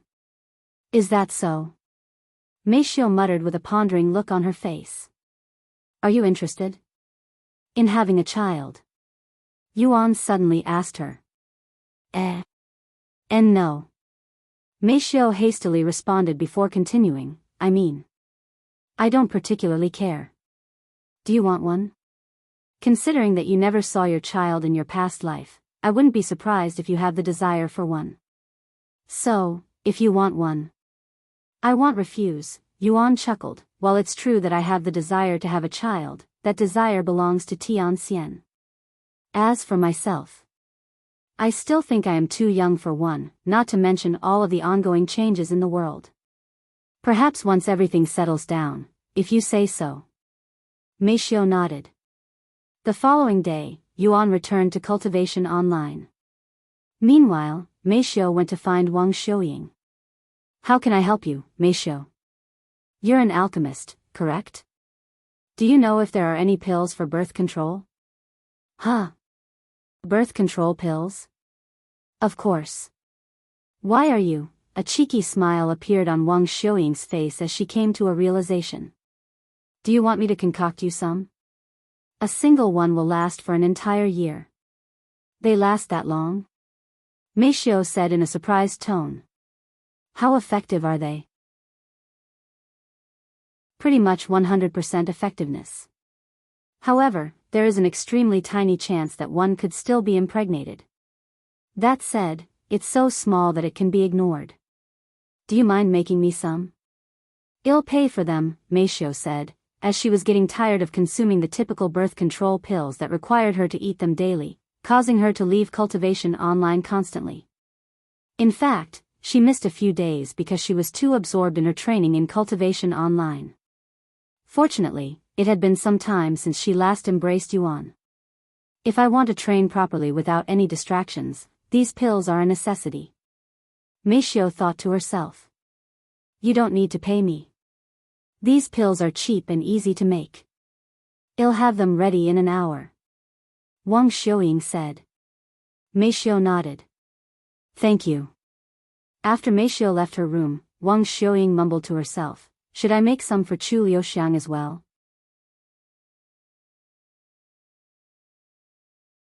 Chapter 1504 Leaving the Shadow Realm. Chapter 1504 Leaving the Shadow Realm. 1504 Leaving the Shadow Realm. After returning to the Shadow Realm, Yuan summoned his soul weapons and asked the immortals, do you know the way out of here? Last time, I was teleported out of here by the Great One. I doubt he'd be willing to do it again since I refused to be his disciple. Huh? The Great One wanted you to be his disciple? Yuning's voice was filled with a profound, almost incredulous, shock. That's the supreme being who stood at the apex of the cultivation world even during the primordial realm. It was an existence that not even the celestial emperor dared to approach, much less covet. For such a great existence to take an interest in you. I guess you're even more talented than I had ever dared to imagine. Ji Ran spoke, his voice tinged with awe. You're awake. Are you okay? How do you feel right now? Yuan asked after hearing Ji Ran's voice. Besides feeling a little tired, I feel perfectly fine. The spiritual energy in your world is much worse than I'd anticipated. I could barely breathe there. Ji Ran sighed. Yuning then said, our young master's potential is beyond even your imagination, Ji Ran. Huh? Young master? Since when did you start addressing him that? Ji Ran asked. His identity is also far beyond your wildest imaginations. It's only natural for someone as lowly in comparison to show this level of respect. Since Ji Ran was slumbering when Yuan revealed his identity as the immortal monarch's reincarnation, he had no clue why Yuning was being so respectful. Additionally, unless he possessed Yuan's body like Yuning, Ji Ran would have no idea how heaven-defying Yuan's body was. Moreover, unless Yuan summoned the soul weapon they were occupying on Earth, neither Ji Ran nor Yuning would be able to see or hear anything from Earth. After Ji Ran fell asleep from exhaustion, Yuan sent him back to recover. As for Yuning, while Yuan has kept the Empyrean Overlord summoned for his entire stay on Earth, Yuning sealed her senses within the soul weapon when Yuan entered Mixius' room for their privacy, so she also wasn't aware of their conversation last night. Anyways, several exits could be found in the Shadow Realm, but they are not in a fixed position and always move around. The closest one I can sense is about 10,000 miles to the south. Ji Ran said. All right. Yuan immediately flew toward the south. How long do I have before it moves? He asked as he traveled. The time each exit moves varies. Sometime later, Yuan arrived at his destination, where a massive black portal was surrounded by a massive sea of banished souls. He didn't immediately leave the Shadow Realm since he still had to prepare for the sword spirit waiting for him outside. As he spectated the situation before him from a safe distance, Yuan watched as the banished souls attempted to enter the black portal, only to be bounced off it, almost as though they had run into an invisible wall right before the exit. Only those with a physical body may leave through that exit, hence why we've been stuck in here since the primordial realm. Yuning sighed when she saw this familiar scene. Once upon a time, she had been among the banished souls in this place, relentlessly attempting to escape the Shadow Realm. She mindlessly bashed against the invisible wall for hundreds, even thousands of years before she finally gave up and accepted her fate to rot within the Shadow Realm. Qiyuan suffered a similar fate. In fact, every banished soul within the Shadow Realm had attempted to escape at least once. Though none had succeeded on their own, it didn't deter the others from trying. What are you waiting for? Qiyuan asked when Yuan hadn't tried to leave for many minutes. Yuan explained the situation to them. There is a formidable spirit waiting for me outside. I am just taking a moment to prepare myself. By the way, this exit will take me to the Vanishing Valley, where I originally entered the Shadow Realm, correct? I know there are multiple entrances to the Shadow Realm throughout the 9 heavens, so how can I be sure this exit will lead me back to the Vanishing Valley and not somewhere else? He asked. I don't think you need to worry about that, young master. The Shadow Realm tracks where you entered from and will automatically take you back there. Yuning said. Is that so? Yuan remained still for a few more minutes before making a move. He unleashed his cultivation to the maximum, causing the surroundings to tremble. Then, he flew toward the black portal. The banished souls were immediately alerted by Yuan's presence. Upon seeing that he had a physical body, they rushed at him like a group of starving beasts. Human. Physical body, Omicron M, escape. The strength of the banished souls varied greatly. Some were weak, while others were as powerful as immortals. Yuan didn't dare to underestimate them and unleashed his soul strength. Unlike before, he wasn't just trying to scare them, he was determined to destroy them. Scram! He activated Dragon's Gaze at its full power. When the banished souls were struck by Dragon's Gaze, most were destroyed before they could even utter a sound. The stronger banished souls were momentarily stunned, overwhelmed by the fear of their souls being shattered. Yuan didn't pause for a split second and continued shooting toward the black portal, disappearing from the Shadow Realm a second later. After exiting the Shadow Realm, Yuan didn't stop moving and even accelerated his movement technique. Meanwhile, before Yuan could even leave the Shadow Realm fully, the sword spirit resting above the giant sword immediately sensed the change in the atmosphere and turned to look at the location that was causing the disturbance. He's back. The sword spirit clenched her fists in anticipation and prepared to seize him the moment he appeared.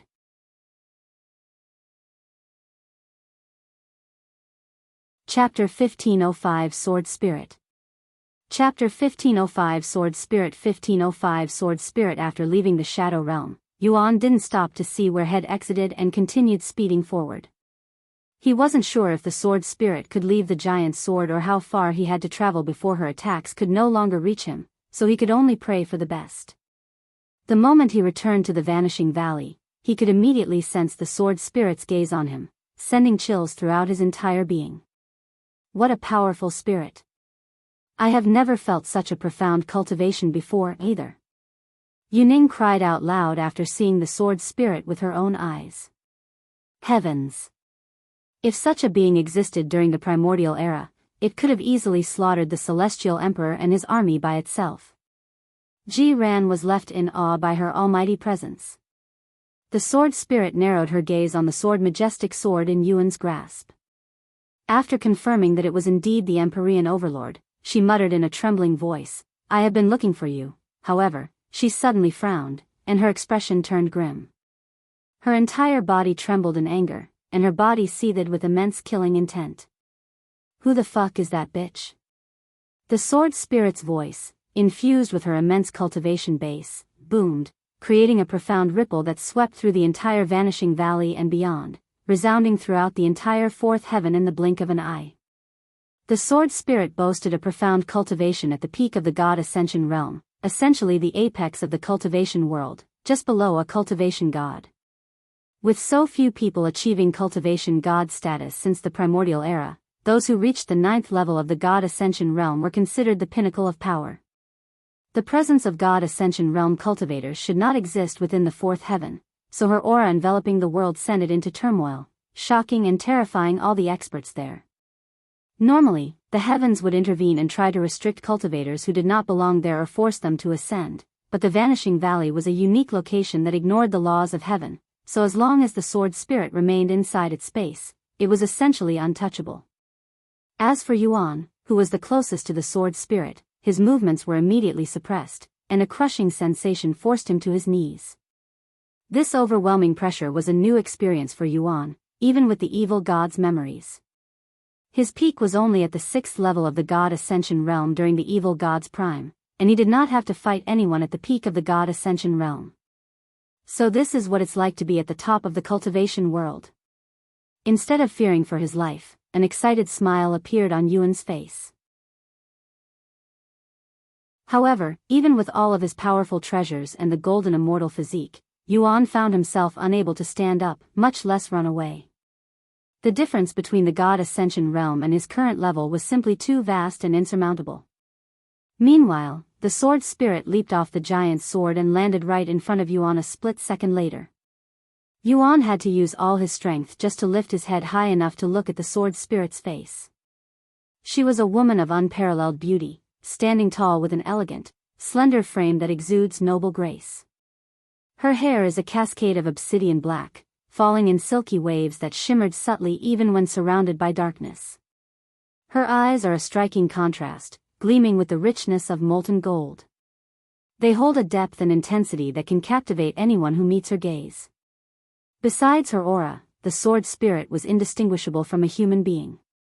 Although this was Yuan's first time seeing her, an uncanny sense of familiarity washed over him, as if he had encountered her in another lifetime. While Yuan gazed at her face, which exuded coldness that could freeze an entire continent, the sword spirit's eyes were fixed on the Empyrean overlord in his grasp. How dare you permit another presence within my body, especially a woman, the sword spirit muttered in a grim voice, laden with killing intent, as if she was on the verge of strangling him. What do you mean? Yuan's eyes widened at her unexpected words. Silence, you unfaithful bastard. I didn't spend thousands of years in this gloomy place for this nonsense, she interrupted, raising her hand in a chopping gesture. You deserve death for this betrayal. The sword spirit's entire being gushed with killing intent, and she swung her arm before Yuan could even utter another word. Brother Yuan. Xiaohua's voice suddenly resounded as her body, in the form of a cloud of purple mist, emerged from his body and carried him out of the path of the sword spirit's attack. Sha! The path cleaved by the sword spirit's strike split in half, birthing a long and profound earth fissure that could easily swallow entire cities with ease. Yuan swallowed nervously when he saw the result. The sword spirit definitely acted with the intent to kill him. Heavens! She wasn't joking about killing me. He cried inwardly. He then noticed the sword spirit preparing for a second strike. Seeing this, he hastily said, Wait. You're the Empyrean Overlord spirit, right? The sword spirit suddenly halted her movements. Just as Yuan thought that she had calmed down, the sword spirit began trembling again, her body seething with uncontrollable rage. So you don't even recognize me anymore, huh? An unfathomable aura exuded from her body, and it was strong enough to completely obliterate anything in its path if released through a martial technique. My lord. It's going to destroy the fourth heaven at this rate. Jiran cried out loud. You must do something to stop this spirit, young master. Yuning also cried, her voice filled with dread. Sensing the desperate situation, the Empyrean overlord began trembling, and from deep within, a memory long concealed emerged, surfacing in Yuan's mind.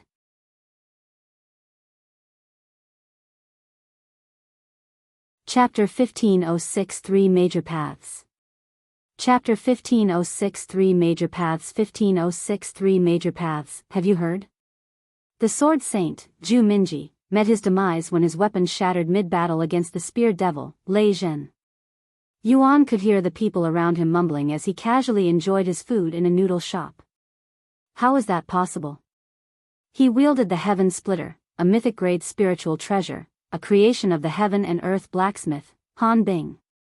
Such a formidable weapon would be unbreakable even by a true immortal. Well, the spear devil has the Heaven Piercer, an Empyrean-grade spiritual treasure created by the eternal blacksmith, and it specializes in breaking weapons. The heavenly blacksmith and the eternal blacksmith, huh? They've been rivals since they were mere apprentice blacksmiths thousands of years ago, fighting for the title of God of creation. Now, they both stand at the top of the world as divine blacksmiths, being one step behind their goal. However, the eternal blacksmith managed to create an Empyrean-grade treasure first, so I guess he's better. They may be amazing, but are they worthy of the God of Creation title? Only those who can create celestial-grade treasures should be worthy of that position. There are 3 major secondary paths a cultivator can pursue. The first and most popular involves studying medicine to support the world with their pills. They are alchemists.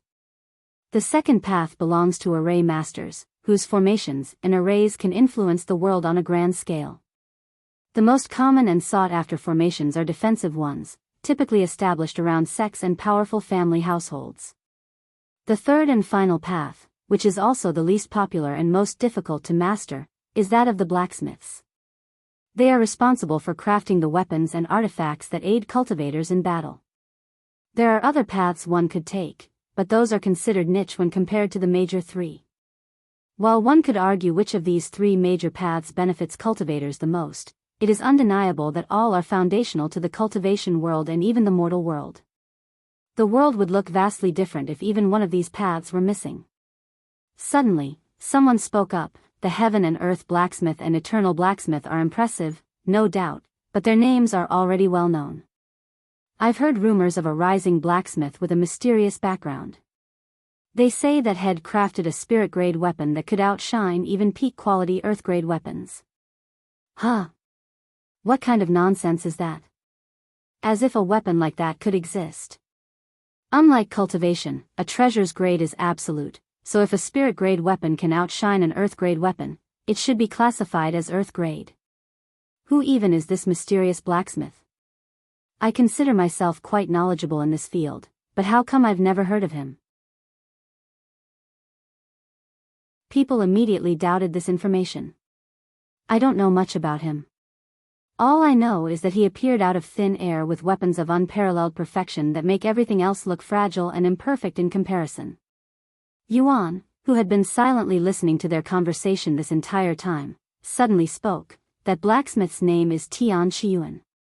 You better weld that name into your soul because he'll eventually conquer the world with unrivaled treasures. Everyone in the store turned to look at him with raised eyebrows. Tian Qiyuan? Never heard of him. What about you? Nope. He's definitely a nobody. Hearing their words, Yuan stood up and approached their table. With a nonchalant expression, he retrieved a sword from his storage pouch and placed it on the table before them. This is. As the doubters beheld the perfect sword before them, their eyes widened in shock. They swallowed nervously, and their hands subconsciously reached out to touch it. However, before any of them could touch it, Yuan reclaimed the sword and tossed it inside his storage pouch. That sword. Where did you get it? I have never seen such a perfect sword before. Please. Let me see it again. Just for a few more seconds. Independent Illinois, buy it off you. How much do you want? This noodle shop was frequented by the city's blacksmiths, and they were all experienced enough to gauge a weapon's quality with a single glance. Despite the sword being a mere heaven-grade treasure, it surpassed all expectations, transcending even the pinnacle of peak-quality treasures they had encountered before. That sword was crafted by none other than Tian Qiyuan. Yuan announced proudly. And where did you find him? I must confirm his skills with my own eyes. Yuan shook his head and said, unfortunately, Tian Qiyuan is a wandering blacksmith, so you'll have a hard time tracking him. When I encountered him by chance, he gave me the sword, asking me to spread his name in exchange. Then I'll buy the sword off you. I'll pay you what a peak-quality divine-grade weapon would cost for it. Someone there offered. I'll pay you enough to purchase any low-quality ancient-grade treasure. It quickly turned into a bid, as if they were at an auction house. However, Yuan merely shook his head and said, sorry, the sword's not for sale. And before any of the blacksmiths could utter another word, he vanished from the store like a ghost, leaving everyone speechless. Rumors of Tian Qiyuan began spreading like wildfire among blacksmiths worldwide after that event, which took place at Starforged Sanctuary, a renowned city dedicated to training blacksmiths and where countless famous blacksmiths were created. It was also the birthplace of the heaven and earth blacksmith and the eternal blacksmith. Shortly after Tian Qiyuan's name became widespread, his weapons started showing up in auction houses. At first, only spirit-grade treasures were sold, but the quality and grade of the treasure gradually increased throughout the years. These treasures were highly sought after not only by cultivators but also by blacksmiths eager to study them. However, despite countless attempts at analysis, nobody was able to replicate their craftsmanship. Even peak blacksmiths, such as the Heaven and Earth Blacksmith and the Eternal Blacksmith, were unable to replicate Tian Qiyuan's creations. This further skyrocketed his fame and reputation to heights most blacksmiths could only dream of.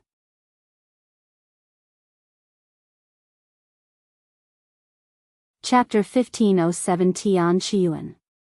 Chapter 1507 Tian Qiyuan 1507 Tian Qiyuan. In an auction house somewhere in 8th heaven, a tall figure wearing a fiery red mask approached one of the workers there and said, "I have a weapon that I would like to sell here." Without turning his head, the worker glanced at this figure and gave him a quick assessment. The figure, shrouded in a ragged cloak that seemed to have been scorched by fire, stood there with an air of mystery. His cultivation, a mere golden immortal, didn't seem to match the unique aura that emanated from him, leaving the worker perplexed. "If you want to sell your trash, you can go elsewhere. This place isn't a place for beggars either, so scram." The worker sneered. The masked figure's voice rang out, clear and defiant, in response to the worker's mocking words. "Oh? So, this place is so grand that it deems a weapon crafted by the exalted blacksmith, Tian Qiyuan, to be trash? I suppose I'll heed your advice and find a more appreciative place elsewhere." The masked figure's voice was loud enough for everyone in the room to hear. "What? A weapon crafted by the exalted blacksmith? Is that true? The last one was sold over 500 years ago. And it was an ancient grade treasure that fetched a price that rivals even peak-quality Empyrean grade treasures. Who called a weapon crafted by the exalted blacksmith trash? Get over here, and let me give you a good beating." Every time a treasure related to the exalted blacksmith is revealed, it sends ripples through the 9 heavens, igniting fervor and awe. Even the most successful auction house, the Mystic Jade Auction Pavilion, would get on its knees and beg for one to be sold there. Yet, in this tiny place, they dare to call one useless.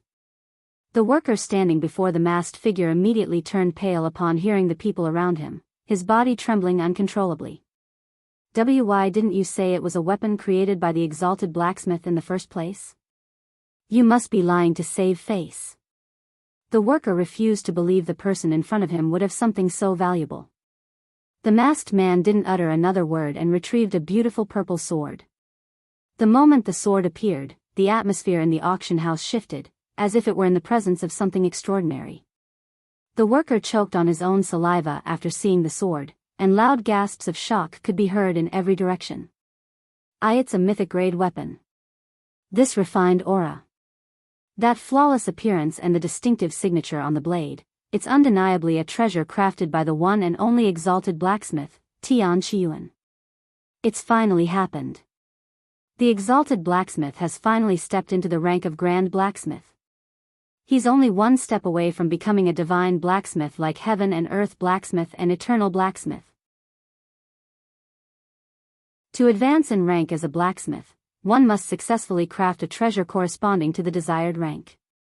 For example, crafting a spirit-grade treasure earns the title of apprentice blacksmith, while crafting earth-grade treasures elevates one to expert blacksmith.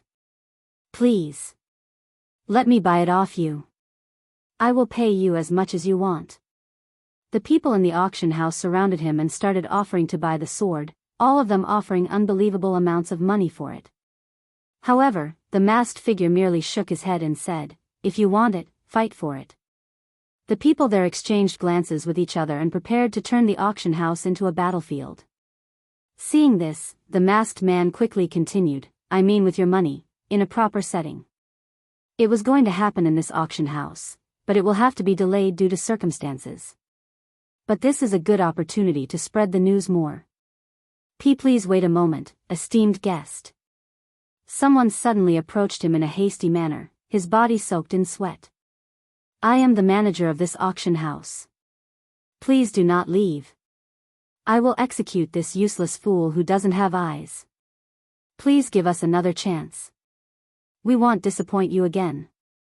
The masked man looked at the manager and, without saying a word, turned around and walked out of the building, leaving the manager utterly devastated. Any auction house blessed by the Exalted Blacksmith's treasure would inevitably acquire a massive amount of reputation, but this place actually dared to chase such an opportunity away. What a pity. The other customers also started walking out of the auction house shortly after, as they did not want to be associated with the auction house. News of this event quickly spread like wildfire throughout the 9 heavens. In order to save whatever face and reputation they had left, the auction house forced the worker who chased away the masked man to kneel on the streets until his inevitable death. Meanwhile, the Mystic Jade Auction Pavilion extended a public invitation to the masked man, imploring him to grace their auction house with the sale of his extraordinary weapon. The masked man accepted their invitation and scheduled the auction to begin in 1 month, allowing people worldwide some time to prepare. Once news spread, not only did people flock to the Mystic Jade Auction Pavilion, but even powerhouses from the 9th heaven made the journey to the 8th heaven solely to participate in the auction. From renowned families to powerful sects to individual collectors, a sea of people made their way to the Mystic Jade Auction Pavilion the moment they heard about the auction. While the rest of the world was scrambling to gather enough money for the auction, Tian Qiyuan spent his time strolling through the street like a tourist, stuffing his mouth with all sorts of food. A month passed in the blink of an eye, and so many people showed up to the auction that the Mystic Jade Auction Pavilion had to hastily change its location just to accommodate more participants. Yet, there was not enough space for everyone, so many had to participate from afar through treasures.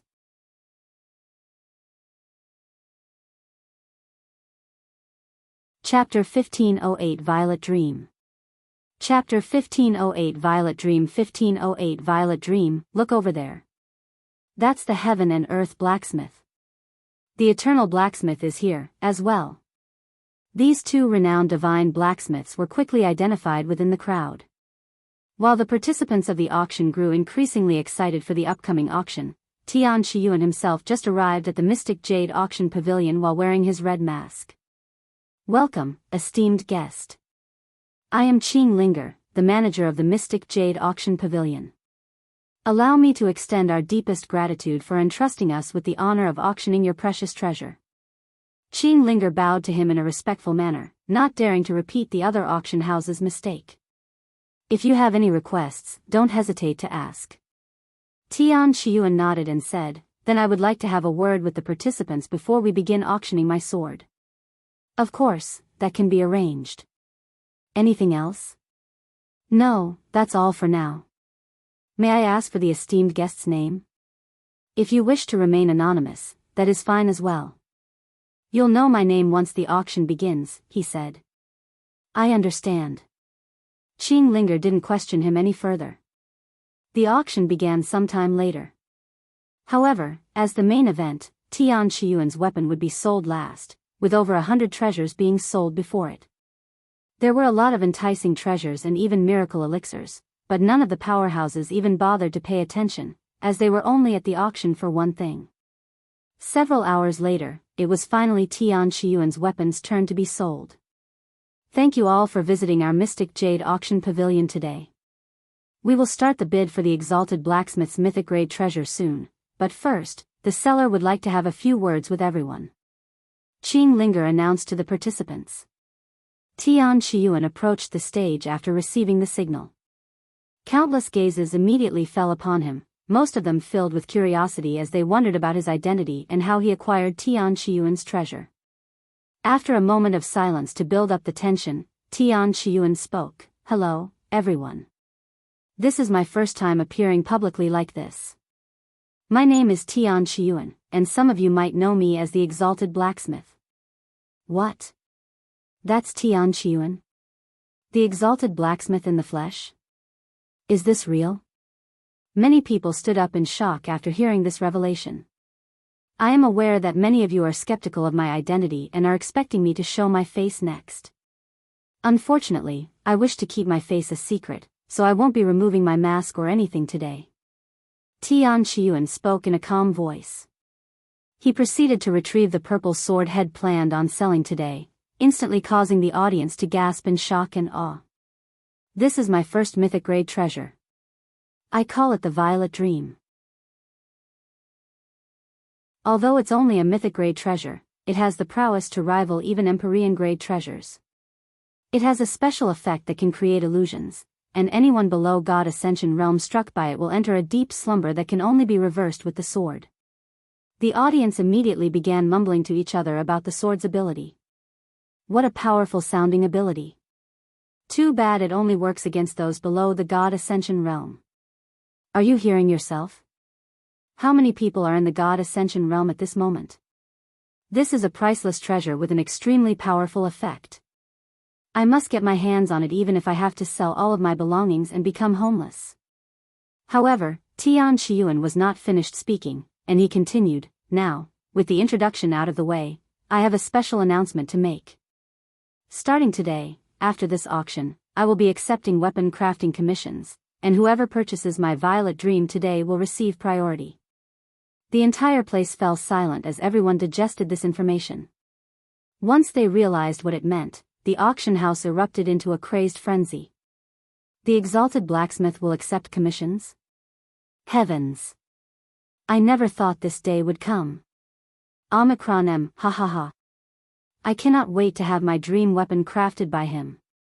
A few moments later, Tian Qiyuan continued, for the payment, I will only accept 2 methods of payment. The first is spirit jades. The second is any material that is on this list.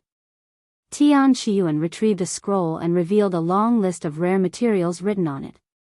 If you have any material on this list, I will accept that as payment, and you'll also receive priority. In fact, I would like to purchase it from you. The experienced blacksmiths instantly recognized that the list of materials was intended for crafting treasures. Heavens, how many, or what kind of ridiculous treasures is he trying to create with that many rare materials? Even a single material on that list would make a weapon priceless. Eternal Blacksmith muttered to himself with a pondering face. Not even celestial-grade treasures would require that many rare materials.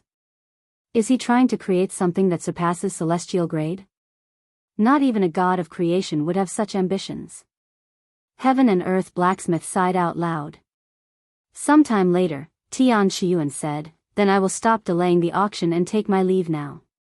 He turned around and walked away, leaving the Violet Dream behind. The auction commenced shortly, and a frenzied battle for the treasure began. While the treasure itself was highly sought after, it paled in comparison to the value of securing priority for Tian Qiyuan's commission. Tian Qiyuan didn't stay to watch the auction and spent his time in the VIP room drinking tea and listening to music performed by beautiful experts. In the end, the Violet Dream sold for the price of a celestial-grade treasure, a shocking amount that left even the auction house speechless. Here are your earnings after deducting our house fees. Qing Linger handed him a spatial ring loaded with enough spirit jade to create a large sect and fund it for 100,000 years.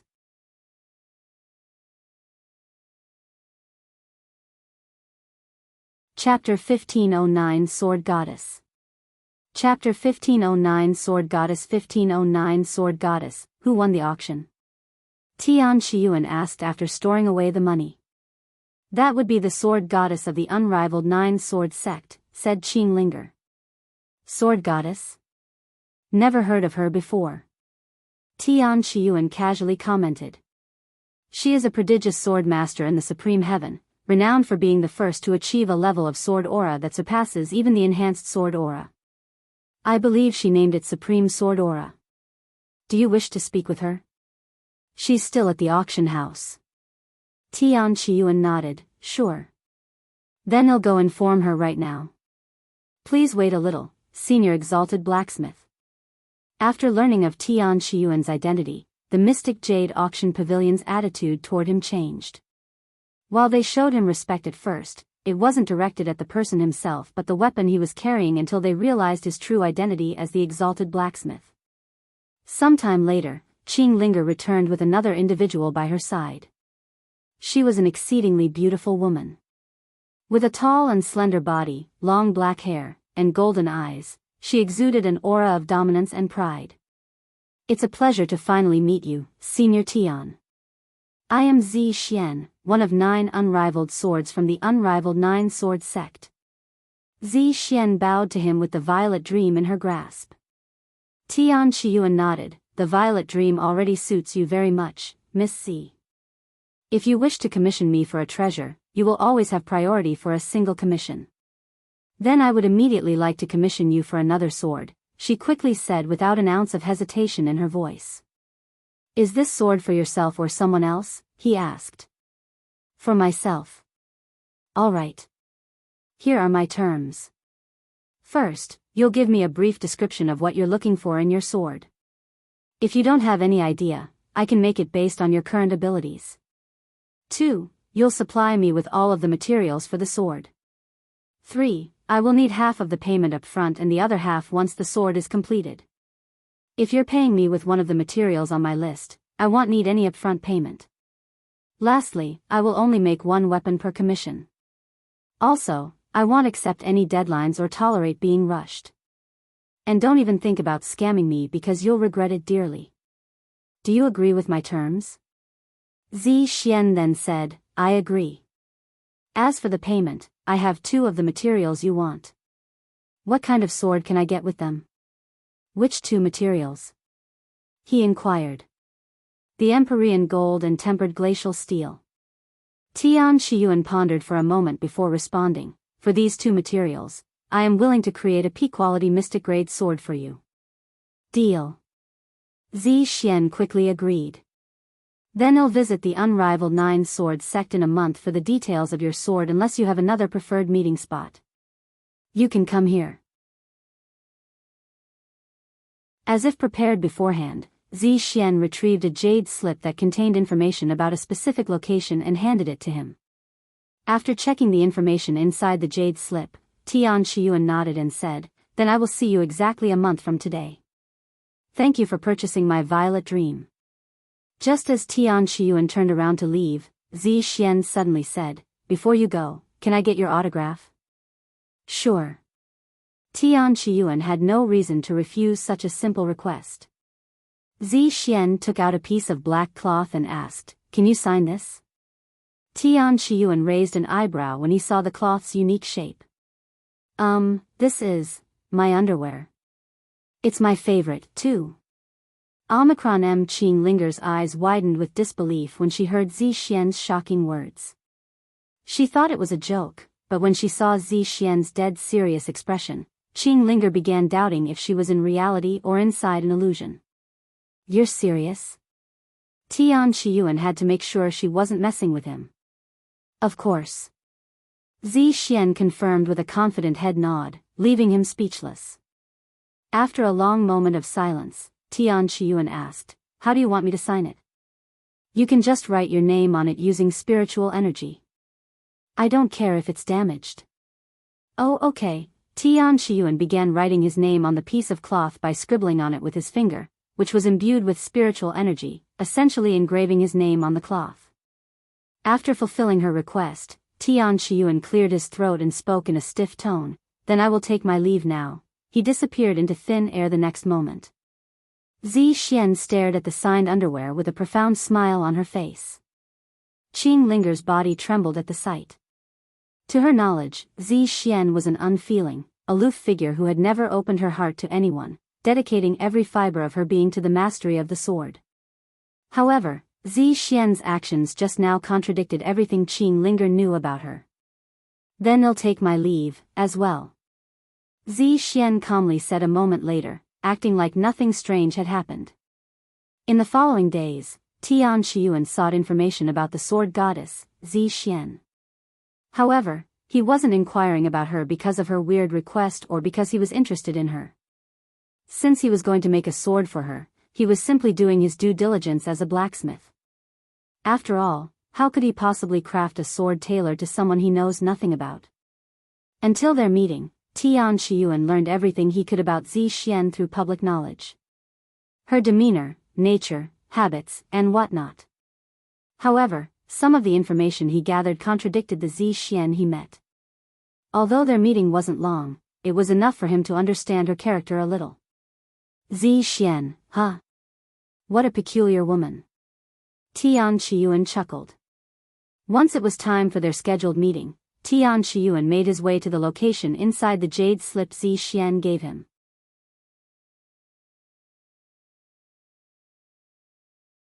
Chapter 15:10 A Dangerous Obsession. Chapter 15:10 A Dangerous Obsession. 15:10 A Dangerous Obsession. Since Qiyuan has never been to the Supreme Heaven, Zi Xuan arranged for their meeting somewhere in the 8th heaven. Upon arriving at their designated meeting spot, Qiyuan looked around with his divine sense but couldn't see any buildings or Zi Xuan's presence in a 1,000-mile radius. Even weirder, he was in the middle of nowhere. However, just as he prepared to look around, the empty space before him began to rend apart, as though the very fabric of reality had been cleaved by an unseen force. From this spatial rift, a figure emerged, stepping into the world with an air of otherworldly authority and a face of peerless beauty. Zi Xuan showed a gentle smile and said, "I created an entrance to my humble world here before I returned to the Supreme Heaven. Please, come inside." Qiyuan nodded and followed her to her world. Much like Senior Bei's realm, accessible through the myriad of techniques, Zi Xuan's world resided in a separate dimension, far removed from the 9th heaven. But compared to Senior Bei's somewhat empty realm, which consisted entirely of flying pavilions, Zi Xuan's world was a realm of countless swords and a single floating island that housed a solitary building. The swords hovered in the air like scattered clouds, forming a path that led to the building in the distance. As Qiyuan followed Zi Xuan, he inspected the swords with his divine sense. Their grades varied from spirit grade to Empyrean grade, yet one thing remained consistent: their excellent quality, all being peak quality swords. This is a unique way to display your collection. It's an impressive collection, as well. Qiyuan casually commented on it. To his surprise, Zi Xuan said, "I'm not actually displaying them. They used to be stored in my vault, but after I learned of the existence of your swords and acquired one for my collection, I couldn't bear to keep them in the same space. So, I tossed them out here." "Is that so?"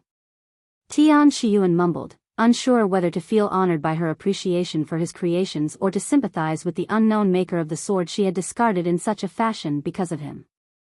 Upon reaching the island, Zi Xuan led him straight to the building and said, "This is my private living quarters. You're the first one ever to visit this place. To bring me to such a personal place even though we're practically strangers. I feel honored." "I don't see you as a stranger," she quickly said. "I have collected many of your swords and spent many years with them. They say a blacksmith's creation embodies a fragment of their creator's soul, so in a way, we've known each other for a very long time." The next moment, they stepped into the building. Its interior was opulent yet understated, exuding a sense of luxury without extravagance. The atmosphere was cozy, with a natural soothing aura permeating the air. Though the building appeared sizable from the outside, it housed only a small living room and a bedroom, with the remainder of the space dedicated to her extensive sword collection, at least before most of them were tossed out and replaced by Qiyuan's swords. "Please, have a seat." Zi Xuan gestured at the couch by the purple-fired fireplace. Once they were both seated, Qiyuan asked, "So, what kind of sword do you want me to make for you?" "I will let you decide." "Are you sure?" She nodded solemnly and spoke, "I commissioned you not out of necessity but out of desire. I do not wish to defile your creation with my ideas, so I don't care what I want. Just like your other creations, I want this sword crafted solely by you, but I want you to think of me when you make it." Despite Zi Xuan's enigmatic demeanor, Qiyuan accepted her request with determination. "I understand. I will craft a sword that I believe will be perfect for you, and I will only think of you during the process," he affirmed. Although Qiyuan was wearing a mask, Zi Xuan could feel his intense stare through the mask. Additionally, when the words that she would only hear in her dreams were uttered in reality by the person in her dreams, a profound change occurred within her, causing her body to tremble in delight. Zi Xuan's breath quickened, and her eyes locked onto Qiyuan with a deep sense of yearning. Should I just make him mine right here and now? She pondered inwardly. Little did Tian Qiyuan know, Zi Xuan was an ardent admirer of his creations to extreme levels. Despite possessing numerous Empyrean-grade and even Celestial-grade swords, Zi Xuan had found herself utterly charmed by one of Tian Qiyuan's creations, despite it being only of spirit-grade quality at the time. Such was the allure of his craftsmanship that it transcended the boundaries of material worth, capturing her heart with its unique charm. As Tian Qiyuan's skill refined and his creations became even more exquisite with each creation, Zi Xuan's admiration for his work only deepened. Eventually, her infatuation soon morphed into a dangerous obsession, reaching a point where she was willing to go to extreme lengths, even resorting to violence, to obtain his coveted creations. Her crazed obsession quickly earned her the nickname of Exalted Blacksmith Fanatic. However, since she was always disguised, nobody knew her true identity as the sword goddess. If the world somehow learned of this, not even the heavens would be able to predict their reaction. Zi Xuan was an expert at the 7th level of the God Ascension realm, while Tian Qiyuan was only a golden immortal. If she were to force herself upon him in this secluded world, there was nothing he could do about it. However, Zi Xuan quickly regained control of her emotions and refrained from doing something so barbaric for now. Now then, can you tell me more about yourself? For example, your hobbies, your likes and dislikes, and even habits. I will also need to examine your swordsmanship later. Tian Qiyuan said to her a moment later, unaware of the dangerous thoughts flowing through Zi Xuan's mind. With pleasure. Zi Xuan responded with a profound smile on her beautiful face.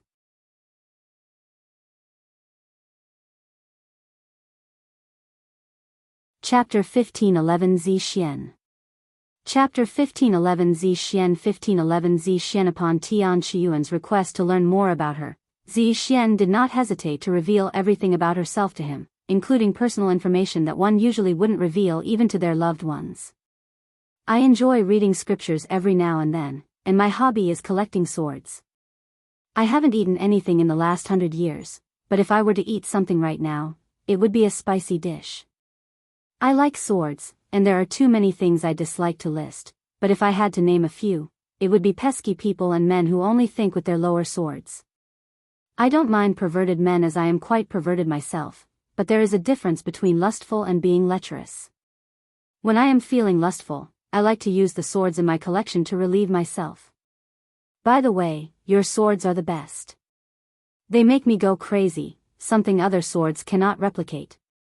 Behind his mask, Tian Qiyuan's eyes widened in surprise, his disbelief evident. Was she toying with him, or was she genuinely like this? He had always known Zi Xuan to be eccentric, but this was a whole new level. He cleared his throat and said, "Why don't you tell me about your background? How did you grow up and become the person you are today?" Zi Xuan pondered for a moment before responding, "I was born in the Unrivaled 9-Sword sect. My mother was a sect elder, so I spent the majority of my life there. I touched my first sword when I was 1 year old and started training with one when I was only 5 years old. I learned sword aura 10 years later, enhanced sword aura after another 100 years, and attained sword body at 3,000 years old. I became an official disciple of the Unrivaled 9-Sword sect at 10 years old and was promoted to inner disciple 3 years later. On my 18th birthday, I became a core disciple. 10 years later, I became a sect elder. After another 50 years, I replaced one of the 9 unrivaled swords by defeating him in an official match. Since then, I began working toward a level that surpasses enhanced sword aura. It took 100,000 years, but I've managed to achieve just that, and I named it Supreme Sword Aura. Oh, I started collecting swords when I was 16 years old." Tian Qiyuan listened to her history with interest. This was his first time encountering someone as talented as Zi Xuan when it came to the sword. To achieve a sword body at 2,000 years old was incredibly gifted, a talent seen once every 100 million years. After telling him her entire life story, Zi Xuan suddenly stood up and asked, "Want to see my sword collection? It's mostly your swords, though." "Sure. It would help me understand your taste for swords a little more." Tian Qiyuan nodded and followed her to the collection. Sometime later, they arrived before a sealed door. I called this the Sword Vault, and once again, you're the first person besides myself to see it. Zi Xuan removed the seal and opened the door, revealing the room on the other side. The room was huge, taking up most of the building, but fewer than 100 swords were on display, even though it could easily hold hundreds of thousands. This room used to be more crowded, but as you saw, they're all outside now. Zi Xuan said. Tian Qiyuan took a quick look at the swords with his divine sense. There were 79 swords on display, with 69 of them being his own creation. You've managed to collect 69 out of the 90 treasures I've sold to the public? Tian Qiyuan marveled at her unwavering dedication and extraordinary collection. To obtain even a single treasure crafted by his hand was a formidable feat, yet she had amassed 69 of them as a single individual. He was aware of the high cost of his treasures, but he couldn't fathom the extent of resources she must have sacrificed to acquire these 69 weapons. I never thought I would collect weapons that were not swords, but your creations changed me, Zi Xuan said as she caressed a blue-bladed dagger with her slender fingers.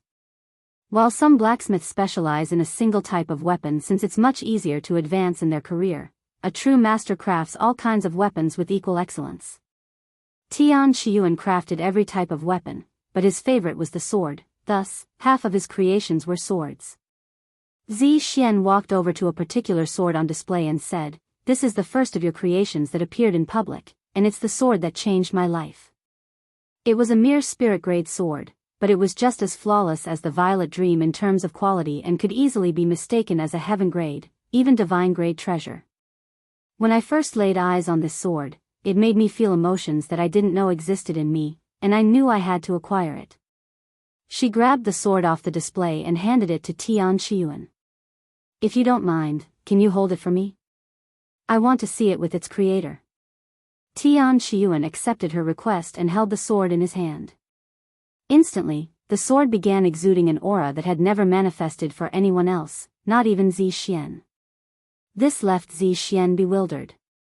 "Ah," she muttered in a trembling voice, her body shaking in excitement. "I have tried, but I could never imagine it being any more perfect than it already is. But now, with it in your hands, this is true perfection." Zi Xuan exclaimed with a crazed expression on her face, as if a switch had been flipped inside her. She approached him and grabbed his hands. "I was only 99% convinced you were the real Exalted Blacksmith, but I am now 100% convinced."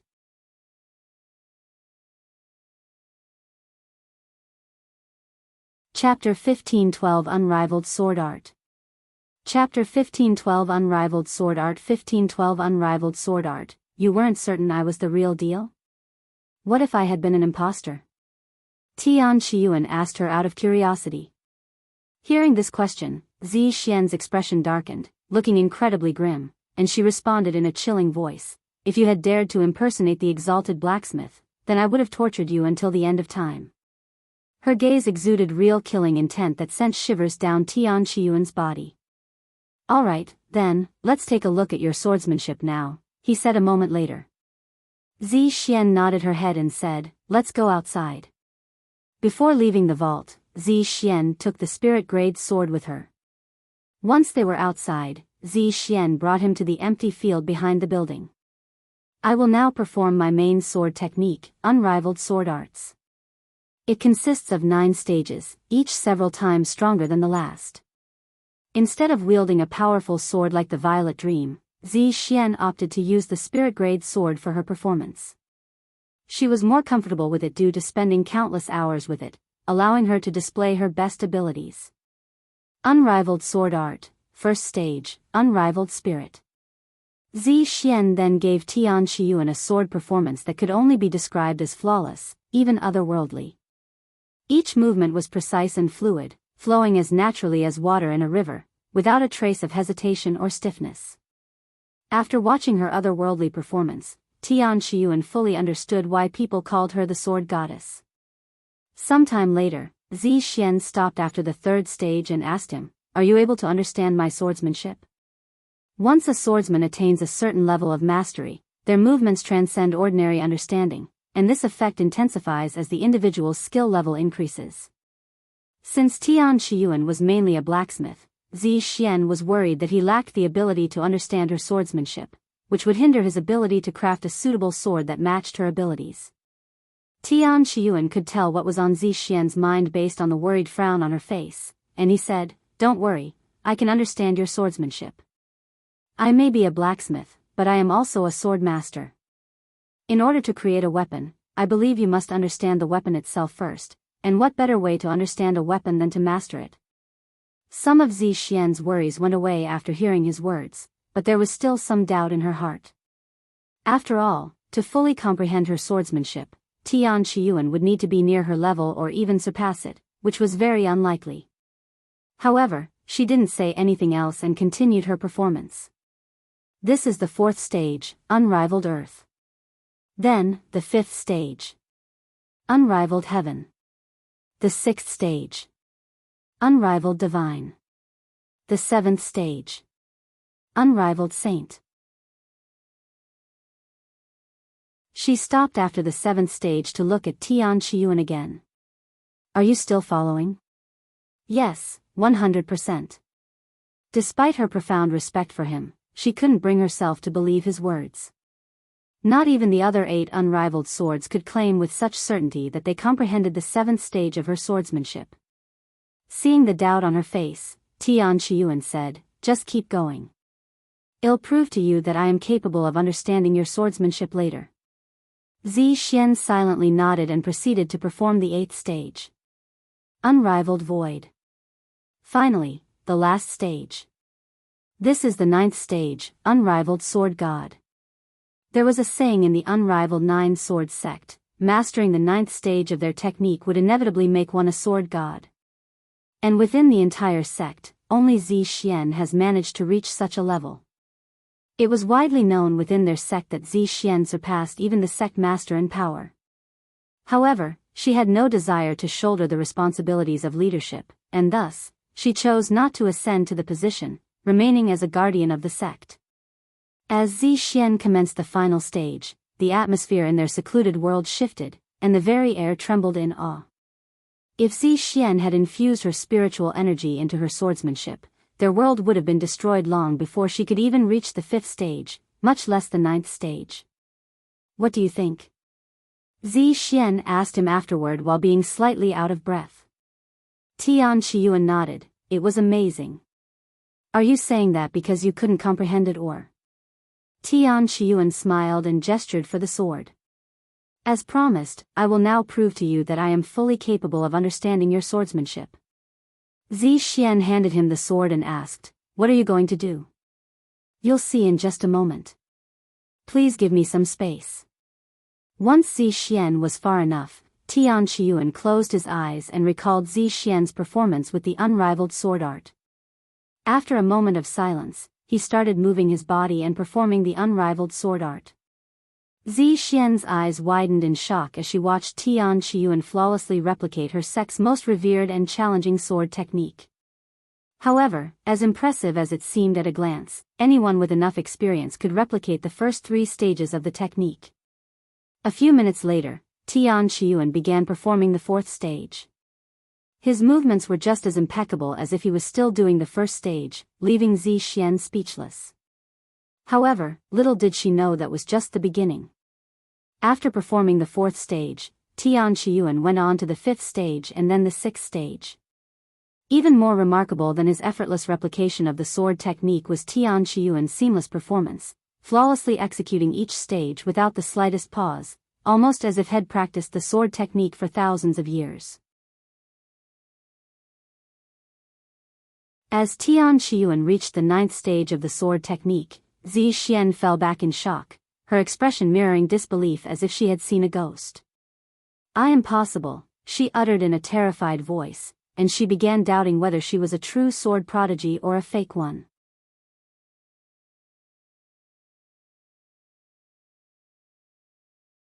Chapter 1513 Exalted Blacksmith Store. Chapter 1513 Exalted Blacksmith Store 1513 Exalted Blacksmith Store. "You, what the hell are you?" Zi Xuan stared at Tian Qiyuan with her eyes as wide as saucers. It'd taken her thousands of years to master the unrivaled sword arts. Yet, it only took a glance for Tian Qiyuan to master the sword technique completely. She has never heard of anything like this before, much less witnessing it with her own eyes.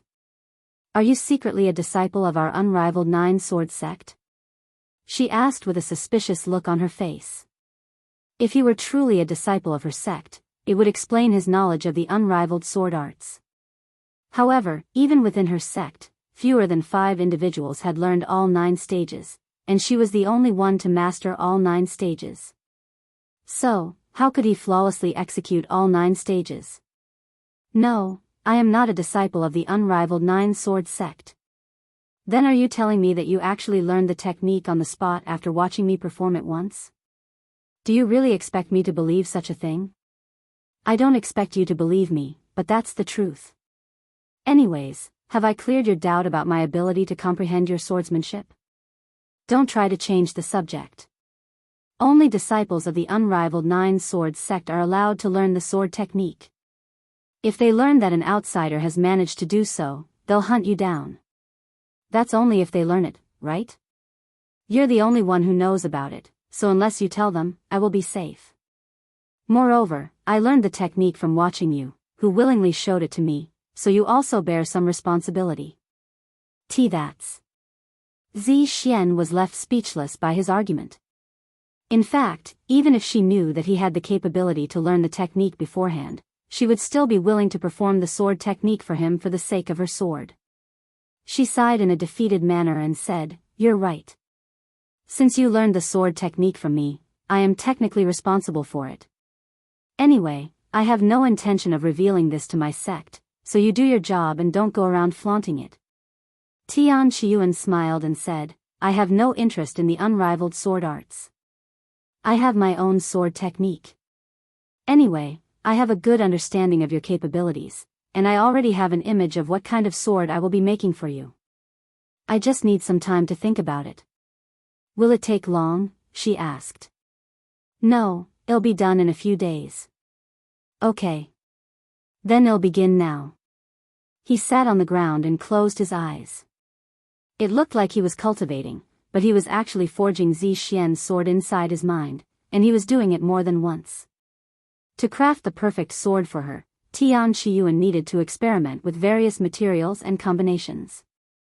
A blacksmith of his caliber possesses the ability to forge treasures within their mind as vividly as if they were doing it in reality.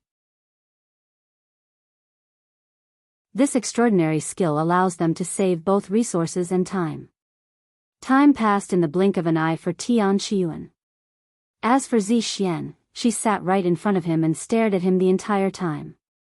A few days later, when Tian Qiyuan opened his eyes, he was startled by Zi Xuan, whose face was so close to his mask that they were almost touching.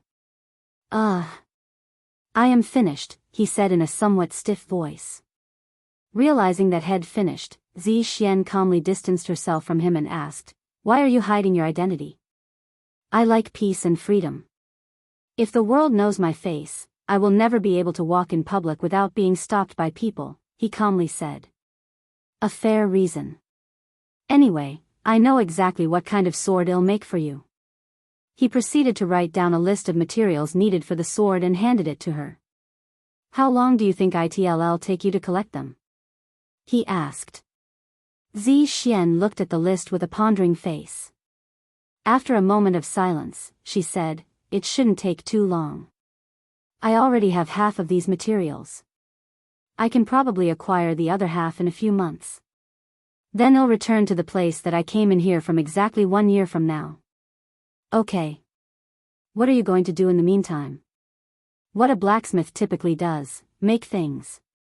Tian Qiyuan left Zi Xuan's world shortly after and disappeared from the world for an entire year. News of the Exalted blacksmith accepting commissions spread throughout the 9 heavens after the auction house. Many people wanted to request a commission immediately, but all of them quickly came to the same realization that stopped them from doing so. How the hell do we contact the Exalted blacksmith when we don't even know his identity or where to find him? Indeed, Tian Qiyuan had departed the auction house so quickly that he forgot to mention the store he had opened in the 8th heaven, where he would be accepting requests. Tian Qiyuan found it weird that nobody approached him even though many months had passed, and he was beginning to doubt his own popularity. Ah! I forgot to tell them about this store. He suddenly came to this realization one day. Upon realizing his mistake, he immediately began spreading information about his store. Not even half a day after he began spreading the news, experts from around the world flocked to his store like hungry pigeons. His store was situated in the middle of nowhere, standing alone in an open, empty grassland. It was almost impossible to miss once someone entered its vicinity, but without knowledge of its existence, nobody would go out of their way to visit such a desolate place. However, once news of his store spread, the once empty grassland quickly became crowded with people.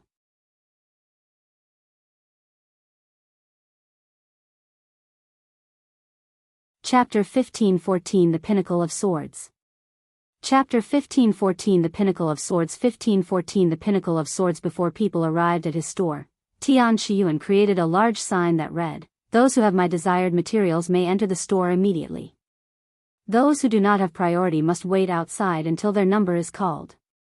There are jade slips with numbers on it beside this sign. Take the number in the front and wait for your turn. I will have at most 10 customers at a time, excluding those with priority and with my desired materials. Every customer will only be allowed one commission request in their lifetime. Fighting is not allowed near the store, or you will be put on the blacklist.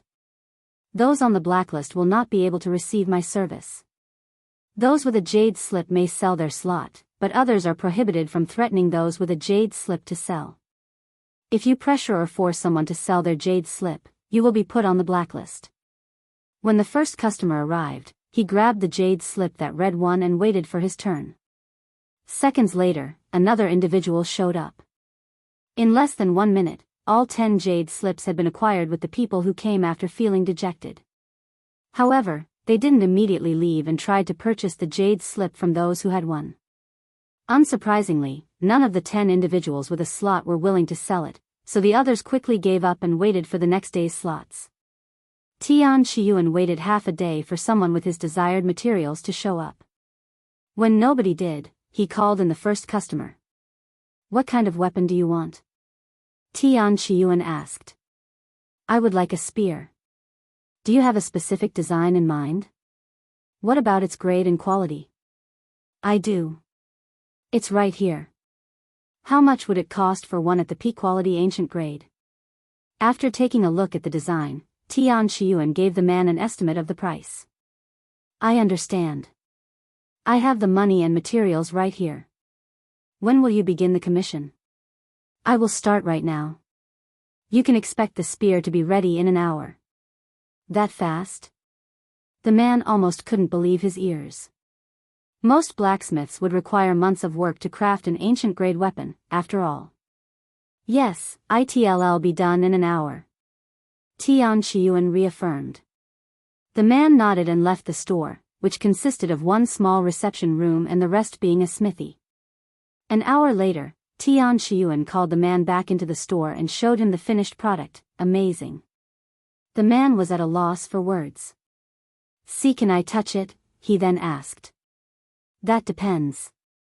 Do you accept this result?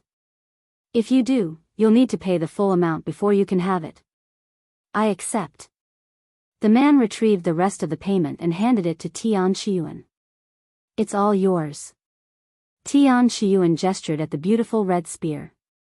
The man grabbed the spear with trembling hands and muttered, "This is exactly what I envisioned."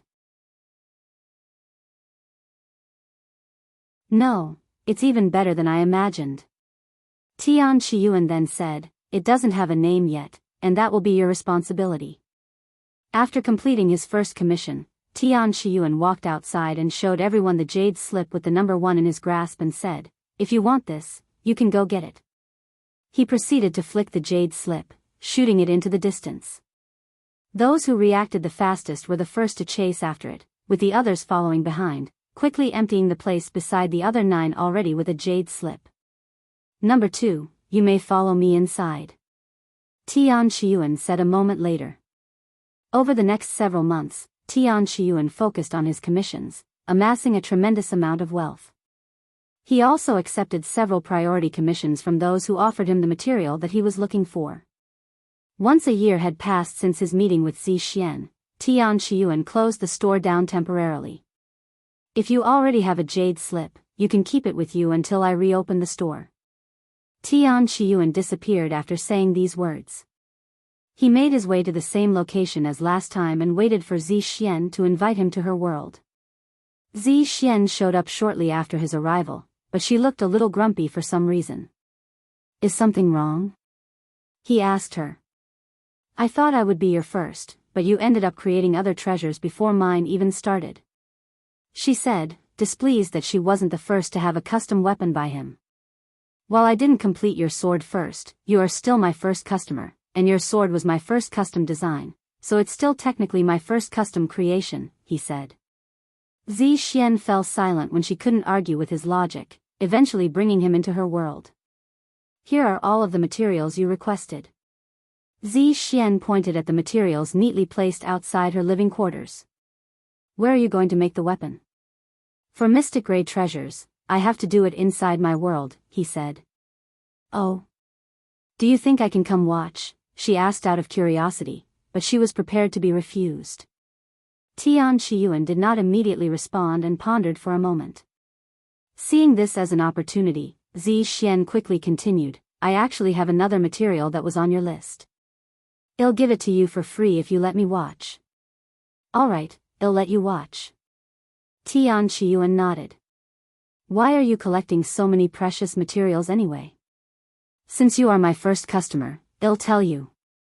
Tian Qiyuan smiled behind his mask and said, I am planning on creating a masterpiece, a sword that surpasses even celestial grade treasures. The pinnacle of all swords. The pinnacle of all swords. Zi Xuan swallowed nervously as she stared at him with a dazed expression on her face.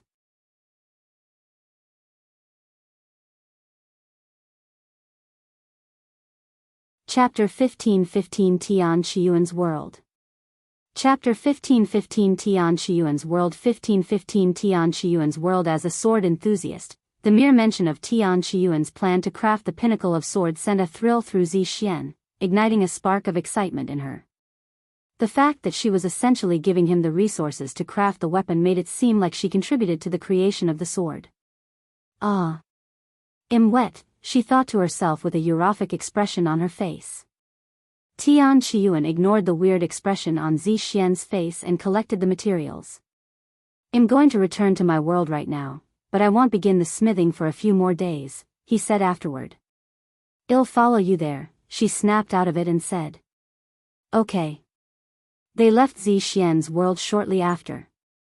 A few days later, Tian Qiyuan arrived at the entrance to his world, which was located near a river in the middle of a mountain valley. Tian Qiyuan's world consisted of 3 areas. The first one to enter Zi Xuan's view was a floating island that had a majestic golden mountain and a golden waterfall. The next appeared to be a floating island with a volcano that appeared ordinary at a glance, but when Zi Xuan tried to take a deep look into it, she found an unfathomable existence living within. Unfortunately, this presence was too powerful for even an expert like Zi Xuan to perceive fully. Not wanting to offend such a formidable entity, she immediately withdrew her divine sense the moment she became aware of its existence. The third area was a simple floating island with 2 buildings. One appeared to be his living quarters, and the other a smithy. You're the first human ever to visit this place. Tian Qiyuan suddenly said to her. The first human, huh? Zi Xuan glanced at the volcano. Do you want a tour of the place while we're here? He suddenly asked. Sure. Tian Qiyuan proceeded to lead Zi Xuan to the golden mountain with the waterfall and said, this entire mountain is made of primordial gold, and the water is all liquid from the golden celestial tree that you see growing around the river. Sure enough, dozens of golden celestial trees were growing along the river, each of them at least 1,000,000 years old. A single golden celestial tree could sell for the price of several mystic-grade treasures. This is the first time I've seen so many golden celestial trees in one place. Zi Xuan swallowed nervously at the marvelous sight.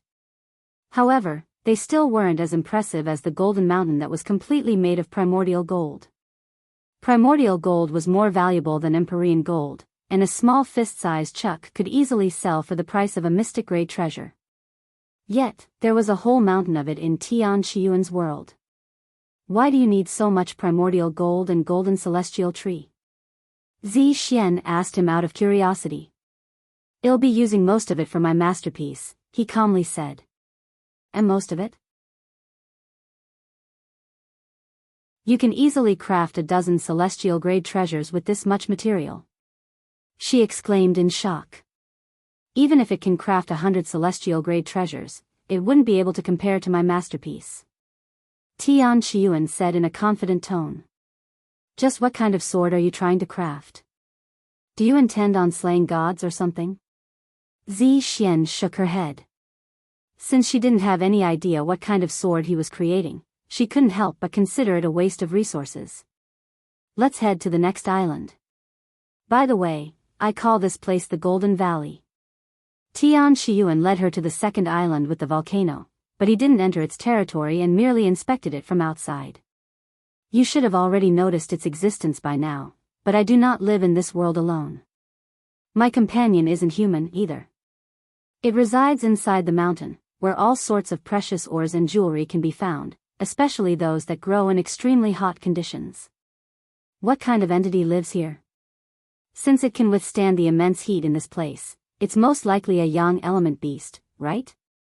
Zi Xuan inquired. Indeed, it's a yang element beast. I would introduce you now, but it only comes out when I work on profound treasures that require unique flames. That said, you'll meet it once I begin working on your sword. It even assists you with your creation. I cannot imagine what kind of beast has the capabilities to do that. With that said, Zi Xuan could think of one entity that could produce flames, but it seemed so far-fetched that she didn't even consider it possible and quickly tossed that thought aside. Since he didn't want to disturb the entity any longer, Tian Qiyuan led Zi Xuan to the final island. Omicron M, this is my living quarter, and the other building is my workshop. Tian Qiyuan said, confirming Zi Xuan's speculations earlier. He invited her into his living quarters and served her tea. As she sipped on the tea, Zi Xuan's eyes remained fixated on Tian Qiyuan's mask.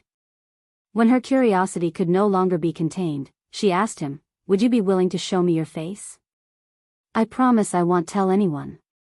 I can even swear on my soul if that would reassure you." Without waiting for Tian Qiyuan's response, Zi Xuan raised her hand and swore, "With heaven as my witness, I swear upon my soul that I would not reveal your identity to anyone you don't want me to." "You didn't have to do that. I would have shown you my face even without needing the oath, but it does make it more easy for me to reveal my face." Tian Qiyuan wasn't worried that she might recognize him because his true identity, besides being the Exalted Blacksmith, was a nobody who belonged to no background. He removed his mask the following moment, revealing his handsome face to Zi Xuan.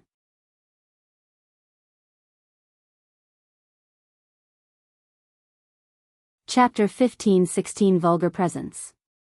Chapter 15-16 Vulgar Presence. 15-16 Vulgar Presence. "You're much more handsome than I expected," Zi Xuan muttered in a dazed voice as she stared at Tian Qiyuan's handsome face. She had braced herself in case Tian Qiyuan had an ugly face because he always wore a mask. Even though he claimed that it was because he didn't want to be recognized in public, there was no way to really tell if he was being truthful.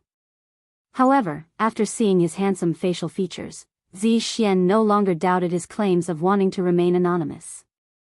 In fact, he was so handsome that Zi Xuan subconsciously reached for his face, gently caressing his cheeks. Tian Qiyuan would have been able to avoid it if it was a surprise attack, but Zi Xuan's actions were so random that he simply froze from bewilderment, which allowed her to caress his cheeks. "Ah, sorry. My hands moved on its own just now." Zi Xuan quickly pulled back her hand once she realized what she was doing and slightly blushed.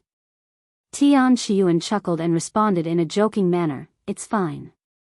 I don't blame you, as I am very handsome, after all." He continued, "Anyway, I'll be spending the next several days preparing the materials, so until then, make yourself at home. To ensure the process goes as smoothly as possible, all of the materials are typically refined or combined before the weapon crafting begins.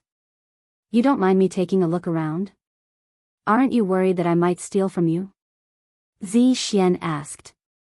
He chuckled at her words and said, unless you want to provoke my neighbor, I don't see why you would do such a thing. Zi Xuan's gaze shifted to the volcano and smiled. Then I'll have some fun in your living quarters.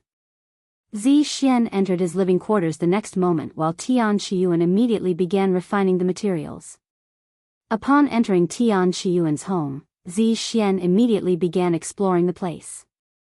It was a simple home with 4 rooms. There was a bathroom, a kitchen, a living room, and a bedroom. The atmosphere resembled that of a mortal home since immortal cultivators did not need to use the bathroom or eat. The living room was simply furnished with a leather chair, framed displays on the walls showcasing precious materials that even Zi Xuan did not recognize, and a fireplace. The bathroom and kitchen looked ordinary. Zi Xuan visited Tian Qiyuan's bedroom last. Once she was inside, she took a deep breath through her nose and mouth at the same time. She kept the air in her lungs for a long moment before breathing out again. What a wonderful smell, Zi Xuan muttered as she focused her gaze on the bed in the corner. Then, without hesitation, she jumped on the bed and started rolling around like some kind of bug. Ah, why am I so attracted to him? Is it because he can craft amazing swords? No, there's something more to him, but I cannot pinpoint it. Zi Xuan's excitement continued to rise as she lay on his bed. Eventually, she could no longer control herself and reached underneath her clothes and started playing with herself. Meanwhile, Tian Qiyuan was completely focused on the materials and did not even bother to check on Zi Xuan. Days passed in the blink of an eye. Once he was finished with the preparations, Tian Qiyuan went inside his home to call Zi Xuan. He quickly found her sleeping peacefully on his bed with a satisfied expression on her face. There was also a unique smell in the air that he did not recognize. Tian Qiyuan went to wake her up after staring at the sleeping beauty for a brief moment. Zi Xuan slowly opened her eyes to see Tian Qiyuan standing before her. Are we going for another round? She muttered in a dazed voice, almost as if she believed that she was still dreaming. Another round of what? Tian Qiyuan asked with raised eyebrows. Zi Xuan quickly realized that she was no longer dreaming and swiftly sat up. Nothing, she responded in a stiff voice. I'm going to start crafting the weapon now, so come with me, he then said. Zi Xuan nodded and fixed her robes before following him outside. She thought they were going to enter the smithy, but Tian Qiyuan went behind it, where a gold anvil was located. We'll be doing it out here since we'll be using unique flames, he said. For your safety, please watch from outside the island. Zi Xuan nodded and flew away, stopping right outside the island. Tian Qiyuan proceeded to remove the upper part of his robes, revealing his otherworldly physique that had been refined to perfection. Zi Xuan nearly began drooling upon seeing his bare upper body. Feng. Tian Qiyuan suddenly called out. Zi Xuan's expression immediately stiffened when the unfathomable presence she sensed from the volcano returned. She turned to gaze at the island just as the volcano erupted. From the fiery chaos, a colossal figure emerged, its flaming wings unfurling to shroud half the sky. A phoenix. Zi Xuan cried out loud. She had initially speculated the beast to be a phoenix when she first heard about it, but the likelihood of a phoenix collaborating with a human seemed so improbable that she dismissed it as a mistake. What kind of phoenix is it? I have seen phoenixes before, but none of them were covered in golden flames like this one. Its presence is also incomparably stronger. Zi Xuan pondered inwardly as the phoenix flew to Tian Qiyuan, hovering above the entire island like a roof. I'll be relying on you again for the next few days, Feng. Tian Qiyuan said. The phoenix did not respond, its gaze fixed intently on Zi Xuan. Zi Xuan's entire being trembled upon sensing its stare. She had a feeling that she was not being regarded favorably. You are dirtying our sacred home with your vulgar presence, human. A cold voice suddenly resounded in Zi Xuan's head. It was undoubtedly the phoenix's voice, but Zi Xuan could not respond. She feared that it might obliterate her if she did.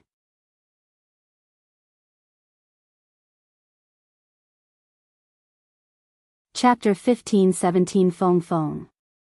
Chapter 1517 Feng 1517 Feng not only did you disturb my slumber, you even dared to dirty his room with your filthy bodily fluid. I should turn you into roasted meat. The phoenix continued, even threatening to kill her. Zi Xuan eventually snapped out of her daze and gritted her teeth before responding, as if a beast would understand human love. Once we become lovers, I will dirty his room with my bodily fluid every day. The phoenix's golden flames suddenly flared up, turning it into a bright sun that colored the entire world golden. You and I cannot coexist. One of us will perish today, and it will be you. It screamed in a chilling voice, causing the entire world to tremble. Seeing this, Tian Qiyuan spoke up, "Don't be rude to our guest, Feng." After a moment of silence, the phoenix slowly calmed down. Yet, Zi Xuan could still feel its killing intent being directed at her. Feng. Tian Qiyuan called her out again. The phoenix eventually stopped caring about Zi Xuan. Zi Xuan's entire back was soaked in sweat after her confrontation with the phoenix. Seeing her nervous expression, Tian Qiyuan said, "Her name's Feng Tianru, but I call her Feng since it has a nice ring to it. She was just a baby phoenix when I first found her, and she was injured, so I treated her. Since then, she's been following me like a pet. I think we were destined to meet." "Don't call me a pet," Feng Tianru shouted at him. "As you have experienced yourself, her temper is as fiery as her body of flames." Tian Qiyuan chuckled. "Anyway, enough chit-chat. There's a lot of work to be done. Feng, let's get started." Tian Qiyuan walked to the anvil before using qi manifestation to place one of the materials on it. He retrieved a black and golden hammer and said, "Whenever you're ready." A few moments later, Feng Tianru flapped her wings, spewing a waterfall of golden flames not just on the anvil but on Tian Qiyuan's figure as well, engulfing him in flames. What the fu? Zi Xuan's heart nearly jumped out of her chest when she saw this scene. However, she quickly realized that Tian Qiyuan was unharmed when she started hearing the sound of a hammer striking metal. Clang. Clang. Clang. A rhythmic sound filled the world with ripples appearing after every sound. Before Zi Xuan realized it, her heartbeat had synchronized with the rhythm of Tian Qiyuan's hammering, filling her very existence with a sense of harmony. Feng Tianru continued to shower Tian Qiyuan and the anvil with golden flames. A few hours later, Tian Qiyuan moved another material to the anvil without stopping his hammer even a split second. 10 hours, 20 hours, 50 hours, Zi Xuan stood transfixed, her eyes glued to Tian Qiyuan's handsome figure, her heart swelling with a sense of wonder as the hours ticked by. 7 days passed in a blur, and the sound of metal being hammered never stopped. Not even for a second. "You can stop now," Tian Qiyuan said to Feng Tianru, who immediately stopped producing flames for the first time in 7 days. Once the flames dispersed and Tian Qiyuan's figure emerged, his entire body was drenched in sweat, but there was not a single injury on his body. In fact, his physique looked even better than before. He turned to look at Zi Xuan, who looked like she was on the verge of lunging at him like a rabbit in heat. If it weren't for Feng Tianru's presence that kept her sanity in check, she would have definitely defiled every inch of his body. "Your sword is done." Tian Qiyuan extended the sword in her direction, its gleaming blade held steady in his hand. Zi Xuan hastened to his side, her eyes flickering at the sight of the weapon as she hesitated, reluctant to touch it, her gaze lingering on its beauty. The sword radiated an aura of a peak-quality mystic-grade treasure, but its aura was so intense that Zi Xuan initially believed it to be an Empyrean-grade treasure. Its potency was so overwhelming that it eclipsed her usually sharp senses. "This sword will increase the potency of all your sword techniques, especially the unrivaled sword art." Its blade was forged with naturally poisonous materials. While it won't kill your opponent, it will paralyze them, and depending on their cultivation, it may be indefinite. It's also incredibly durable, near indestructible. Only a peak-quality celestial-grade treasure would be able to damage it, and even that requires tremendous effort. Go ahead and give it a few swings. Zi Xuan's eyes locked onto the sword as she nodded, her hands moving with precision as she began performing the first 3 stages of the unrivaled sword art. The moment she did, she felt a profound improvement in her technique, as if the sword's energy had awakened a deeper connection within her, and her movements became more fluid and effortless than she had ever imagined possible. The sensation was so intoxicating that Zi Xuan found herself unable to stop. Her fingers moved with a life of their own as she seamlessly transitioned from the 3rd stage to the next, each subsequent step revealing a deeper understanding of the technique as if the sword was guiding her through the motions, her proficiency growing with each passing moment. Once she finished her performance, Zi Xuan's gaze remained fixated on the sword, seemingly unable to take her eyes off it. "What do you think? Do you like it?" Tian Qiyuan suddenly asked. Zi Xuan finally stopped looking at the sword and shifted her gaze to him. With a beautiful smile, she nodded her head and said, "I love it. Then I will mark this commission fulfilled." Zi Xuan retrieved the rare materials he wanted and gave them to him as payment. "What else from the list are you missing?" she asked. He showed her the list and said, "This many." "All right. It'll help you find them for more swords." "You want more already? Am I not allowed to have more?" She raised an eyebrow. "You can request as many commissions as you want as long as you bring me one of the listed materials. Otherwise, I am only creating one weapon for every individual." "I understand. I was planning on doing that, anyway," Zi Xuan said.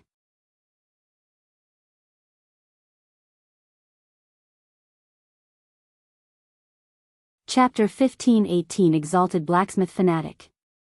Chapter 1518 Exalted Blacksmith Fanatic 1518 Exalted Blacksmith Fanatic. After Zi Xuan left Tian Qiyuan's world, she returned to her sect with her new sword, which she named Heaven's Intoxication due to how every sword crafted by Tian Qiyuan inevitably makes her feel heated and dazed, almost as though she was intoxicated.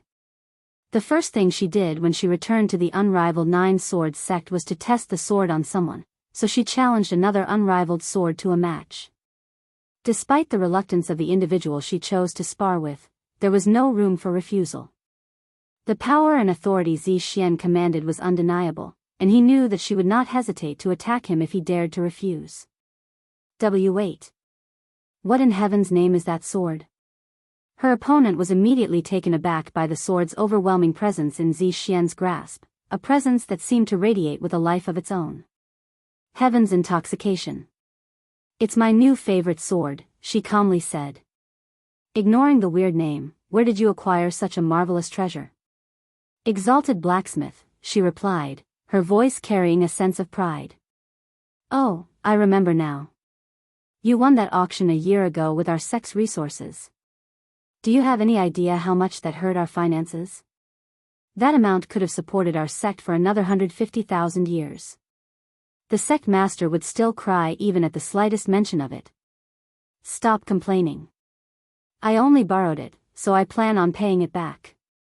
After all, it wouldn't truly be mine if I used another's wealth to buy it," Zi Xuan said in a nonchalant voice.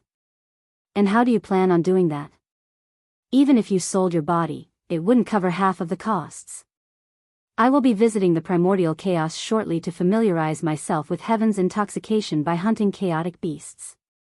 "The primordial chaos? That's reckless behavior, even by your standards. Do you have any idea how many God Ascension Realm cultivators perished in that place? You're worried about me?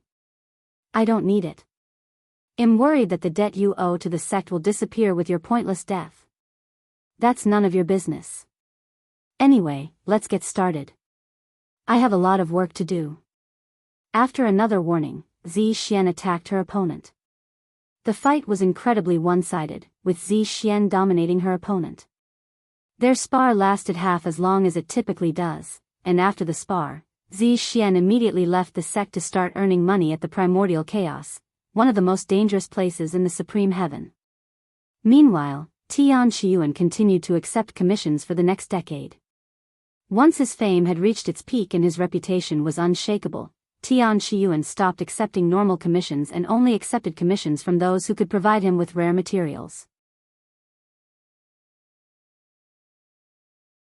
Although this sudden change upset many individuals, nobody dared complain, as it was already a miracle that he had accepted commissions from pretty much anybody with enough money for the last decade. In the last decade, Tian Qiyuan managed to acquire 7 more of the materials he needed for his masterpiece. However, he still needed dozens of materials, and it could take hundreds, if not thousands, of years before he had enough material to finally craft his masterpiece. Zi Xuan returned to her sect after spending 50 years straight hunting chaotic beasts from the primordial chaos. With the number of chaotic beasts she slew, she acquired a tremendous amount of fortune from selling the chaotic beasts' materials. However, a majority of her earnings went to pay back her debt to the Unrivaled 9-Sword sect. Then, with the rest of her money, she spent it on hiring scouts to search the 9 heavens for the materials Tian Qiyuan needed. If the materials were available, she would have spent it on purchasing them directly, but Tian Qiyuan could have done that already. Eventually, she found several individuals who had one of these materials, but none of them were for sale. Knowing that Tian Qiyuan had tried and failed, Zi Xuan opted to acquire them through other means. Thus, the Exalted Blacksmith Fanatic, who hasn't appeared in over 50 years, started causing havoc around the 9 heavens once again. Fuck. Why are you doing this? Did the Exalted Blacksmith send you to rob me because I refused to sell it to him? One of her victims cried out loud. No, I am doing this on my own accord because I find it ridiculous. The only thing ridiculous here is your existence. Why are you hogging the material even though you don't plan on using it? Frankly, it's a waste of resources. If you ask me, it should be given to the Exalted Blacksmith, who will refine them into their purest form and craft the most beautiful treasures out of it. This is a warning to the others. Either sell your materials and let them serve their purpose, or let me take them from you. I recommend the former since it'll earn you some money at the very least. The Exalted Blacksmith Fanatic's warning would spread throughout the world like wildfire, terrifying the other collectors who had refused to sell their material. When Tian Qiyuan heard the news, he couldn't help but laugh out loud. I don't know who this fanatic of mine is, but I truly appreciate it. While he wouldn't stoop to the level of theft, he had no issue with someone doing it for him as long as he didn't personally encourage it. He also agreed with the fanatic's words and believed that materials should serve their purpose instead of collecting dust. After another 20 years, Zi Xuan appeared before him with a material that was on his list. I'm here for my second sword. She greeted him with a wide smile. It only took a glance for Tian Qiyuan to immediately recognize the material she brought as one of the materials he had failed to purchase. So you're the Exalted Blacksmith Fanatic, huh? He smiled after coming to this realization.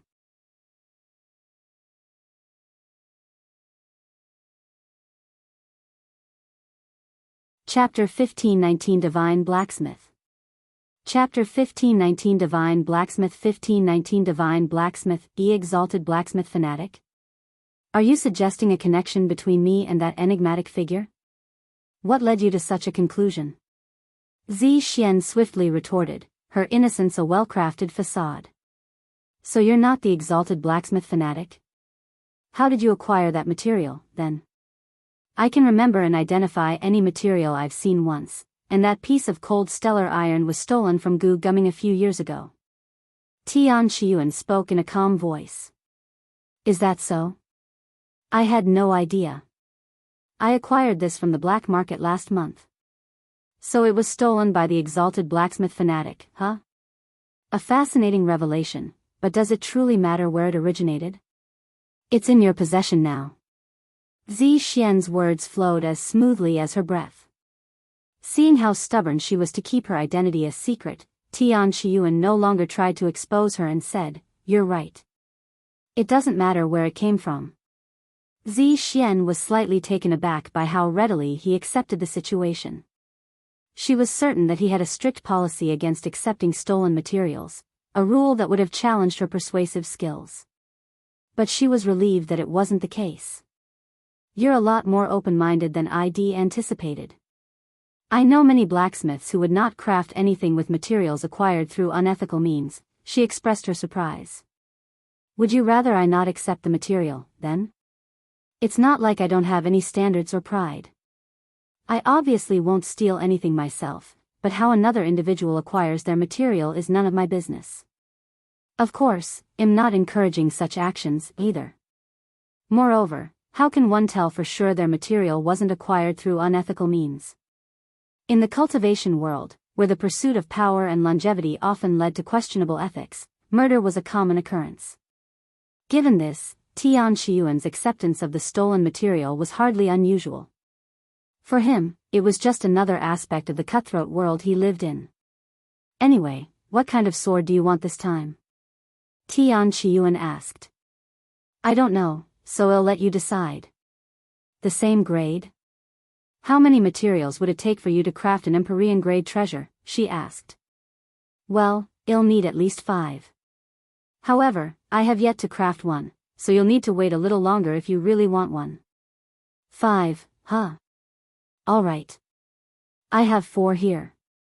Zi Xuan retrieved 3 more materials. Naturally, all of them were stolen from their owners in the last few years. Let me guess, you got them from the black market? Tian Qiyuan smiled at her nonchalant action. Yup.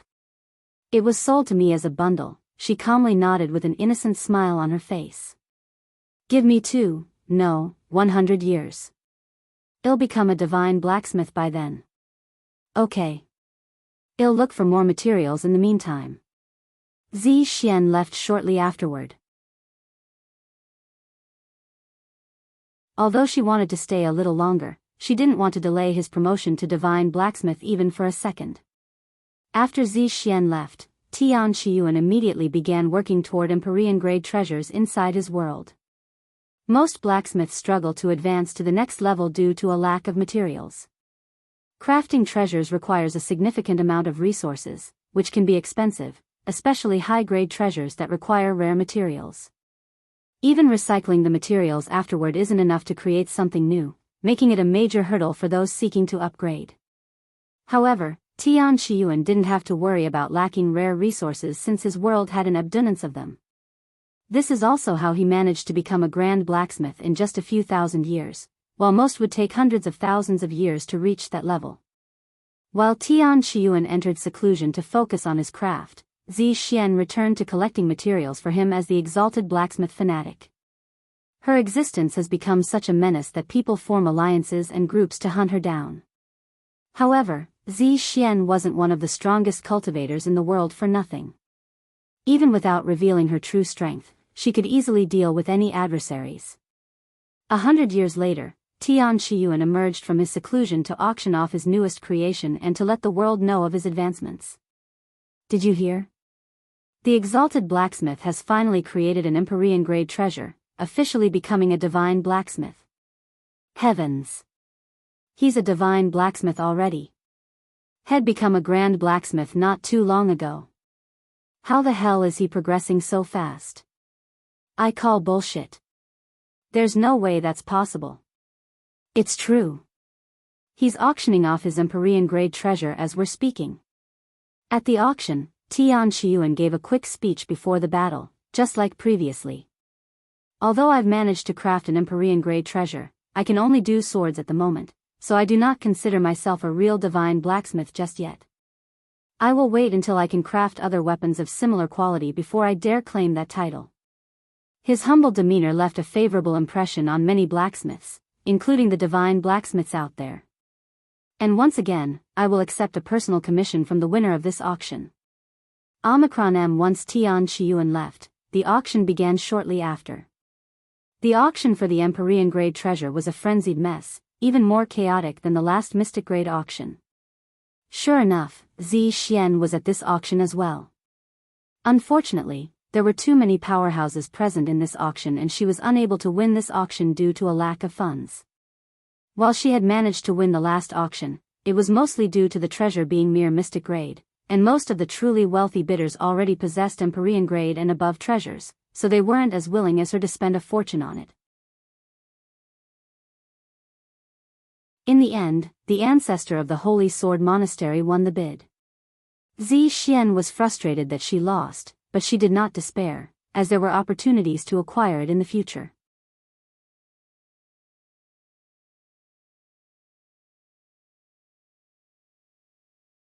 Chapter 1520 Advancing Grades. Chapter 1520 Advancing Grades. 1520 Advancing Grades. After the auction ended, Tian Qiyuan had a quick meeting with the ancestor of the Holy Sword Monastery, a powerhouse that rivals the unrivaled Nine-Sword sect and may even surpass it slightly. The ancestor was a handsome young man with cultivation at the 8th level of the God Ascension realm. Despite his young appearance, his eyes were filled with ancient wisdom acquired over hundreds of thousands of years. "It's a pleasure to meet you, Exalted Blacksmith. I am the ancestor of the Holy Sword Monastery, Xingqiu. We may have never met before, but you've crafted a sword for one of my disciples. When I saw his sword, I knew that I had to get one for myself sooner or later. I am honored to have someone as revered as you to take interest in my humble creations. Are you going to request a commission from me?" Tian Qiyuan asked. "Yes, but not right now. Can I save this commission for the future when you can give birth to celestial grade treasures?" "Of course, but it might take some time before I reach that level." "Ha ha ha. By your words, you are essentially claiming to become the next god of creation. Not even the heaven and earth blacksmith or the eternal blacksmith would so boldly proclaim they possess what it takes to become the next god of creation." Xingqiu laughed heartily at his audacious claim. He continued, "You act humble in public, but you're actually an egotistical bastard. I like you." Naturally, Tian Qiyuan did not find any offense in his words despite being called an egotistical bastard. "If anyone can become the next god of creation, it's you, Exalted Blacksmith. I eagerly look forward to the day your creations reach that level." Xingqiu ended their conversation there and left the next moment. "If you ever need to sell anything, our Mystic Jade Auction Pavilion would be honored to serve you again, esteemed Exalted Blacksmith." Qing Linger bowed to him on his way out.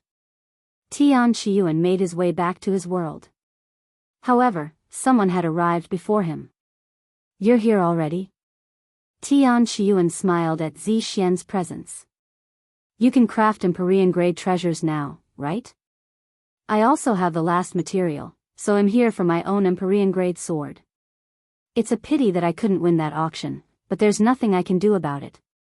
There are many who are much wealthier than me." Zi Xuan sighed.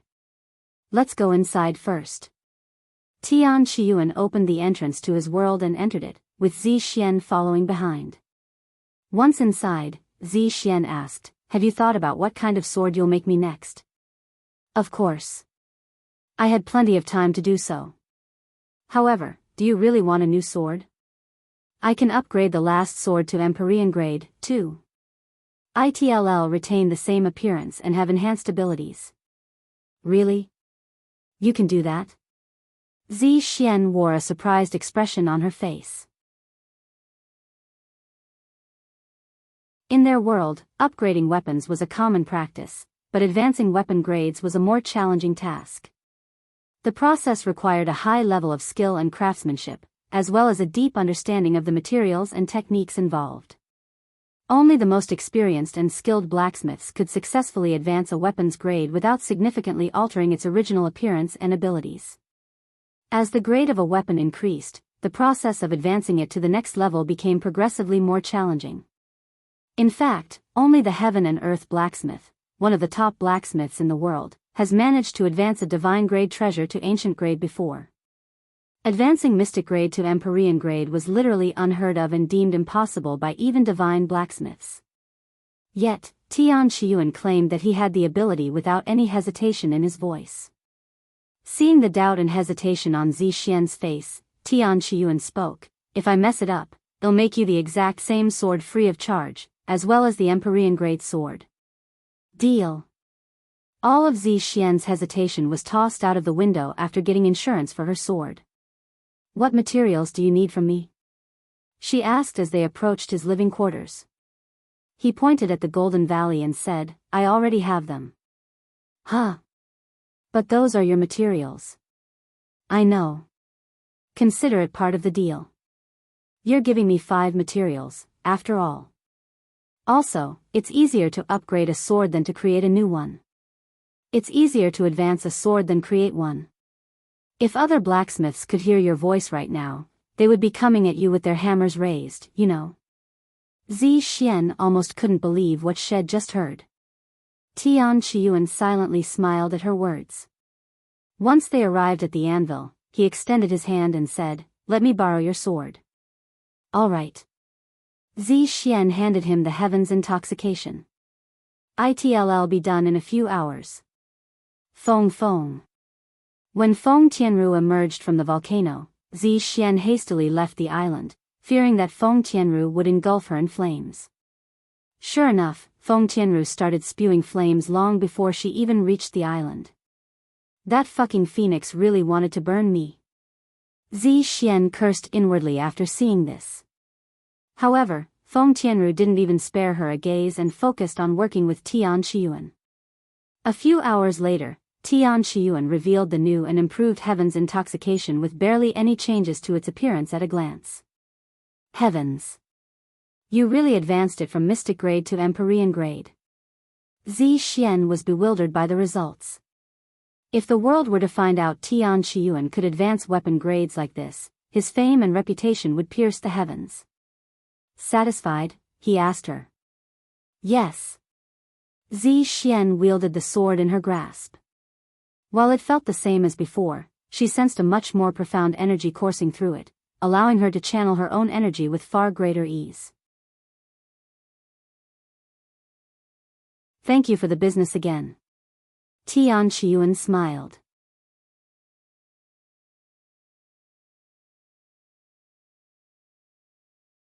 Chapter 1521 Success Rate. Chapter 1521 Success Rate 1521 Success Rate. So, when do you think you'll start crafting celestial grade treasures? Zi Xuan asked Tian Qiyuan shortly after putting away her sword. You're asking me that when I just achieved Empyrean grade not long ago? It'll probably take me thousands of years before I can achieve celestial grade. Only thousands of years? You're actually more arrogant than I thought. Zi Xuan looked at him with wide eyes. There were around 7 divine blacksmiths in the 9 heavens at their current time, not including Tian Qiyuan. All 7 of them are considered prodigies in their field of expertise, yet it took all of them hundreds of thousands of years to reach the level of celestial grade treasure. In order to be acknowledged as the god of creation, one must be able to craft celestial grade treasures and have at least a 25% success rate when doing so. The blacksmith with the highest success rate at this moment was Eternal Blacksmith, who has an incredible 15% success rate after almost 500,000 years of being a divine blacksmith. The next highest success rate was 10% by Heaven and Earth Blacksmith, who had 300,000 years of experience under his belt as a divine blacksmith. By the way, what's your success rate with Mystic grade treasures? Even Eternal Blacksmith only has a 70% success rate. I've never failed before, so I guess 100%? Why you what? Zi Xuan's eyes widened with disbelief at his ridiculous claims. I have crafted over 100 Mystic grade treasures by now and have not failed once. In fact, I've never destroyed a treasure before. That's literally impossible. Zi Xuan exclaimed. I always craft the treasure in my head first, and I won't begin if I cannot guarantee its success. If you don't believe me, I have nothing else to say. Or do you want me to prove myself by crafting a dozen Mystic grade treasures for you? Tian Qiyuan casually shrugged. Zi Xuan swallowed nervously. She really wanted to believe him, but this claim was simply too hard to believe. If another blacksmith were here to hear such claims, they would laugh their asses off and immediately brand him as a liar and crazy, regardless of his prior fame and reputation. All right, I'll believe you. Zi Xuan eventually said. But she was not finished and continued, but I won't stop you if you want to prove yourself. Of course, even if you manage to prove yourself to me, it won't really mean anything since I am just a single individual. Moreover, I really don't care if you prove yourself or not since I already said I believe you. Tian Qiyuan remained silent for a moment before speaking. You can stay here a little longer if you want. I am going to craft a few more Empyrean grade treasures to solidify my foundation. Then I won't be humble. Zi Xuan, who was prepared to leave, immediately decided to stay a little longer. Tian Qiyuan quickly went back to work and started crafting his next Empyrean grade treasure. However, he didn't immediately start the craft and instead sat down to cultivate. Why are you suddenly cultivating? Zi Xuan asked with a puzzled face. It helps me with my mental visualization, he said. What? Won't that have the opposite effect since cultivation requires more attention? Is that how it works for you? It works differently for me, I guess. Zi Xuan was speechless, and then she realized that he was speaking to her and cultivating at the same time, even acting very casually about it, like it was as natural as breathing. Just what kind of talent does he possess? It's too ridiculous, she thought to herself. Not wanting to disturb him, Zi Xuan silently watched him work over the next several months. Before he started working on the first treasure, he had spent 2 days practicing inside his mind. Once he started, his first Empyrean grade treasure required almost 3 weeks to complete. The next one only took 2 weeks. After nearly 3 months of practice, he reduced that time to 1 week. However, his crafting speed wasn't anywhere near as ridiculous as his success rate. In 3 months, he crafted 5 Empyrean grade treasures without failing a single one. Meanwhile, even the most experienced divine blacksmiths would fail at least 3 out of 5. Then, over the next 3 months, Tian Qiyuan made 12 Empyrean grade treasures, succeeding in every attempt. In half a year, had successfully crafted 17 Empyrean grade treasures without wasting any materials. If the world knew of his achievements, it wouldn't surprise Zi Xuan if people started declaring him to be the new god of creation even without needing to create any celestial grade treasures first. What are you going to do with so many treasures? Sell them? I don't think the world is prepared to see 17 Empyrean grade treasures half a year after you sold your first one. Zi Xuan said. I'm going to recycle them to make more treasures, he casually said. Seriously? That seems like such a waste of resources. Even if you can recycle 90% of its original material, you'll still lose 10% every time. You might as well sell it and use that money to buy more resources. Who knows, you might even make a profit. That will take too much time and effort. I am fine even if I lose some resources. It's only natural, after all. Sometime later, Zi Xuan said goodbye to Tian Qiyuan. It's about time for me to return to my sect. Thank you for letting me stay here to watch you train. It definitely opened my eyes and broadened my view. See you next time. Tian Qiyuan bid her farewell. Once Zi Xuan left, Tian Qiyuan reopened his store and returned to collecting materials while he continued to hone his skills. Zi Xuan would often visit him to chat or simply hang around him. Tian Qiyuan did not mind her company, even enjoying it. 500 years later, Zi Xuan suddenly appeared before him with this crucial information. Tian Qiyuan, I've found the void meteoroid core. Or, more precisely, where to find it. They say it's at least 100 million years old, too. Hearing this, Tian Qiyuan halted whatever he was doing to look at her. Where? He asked with a serious expression.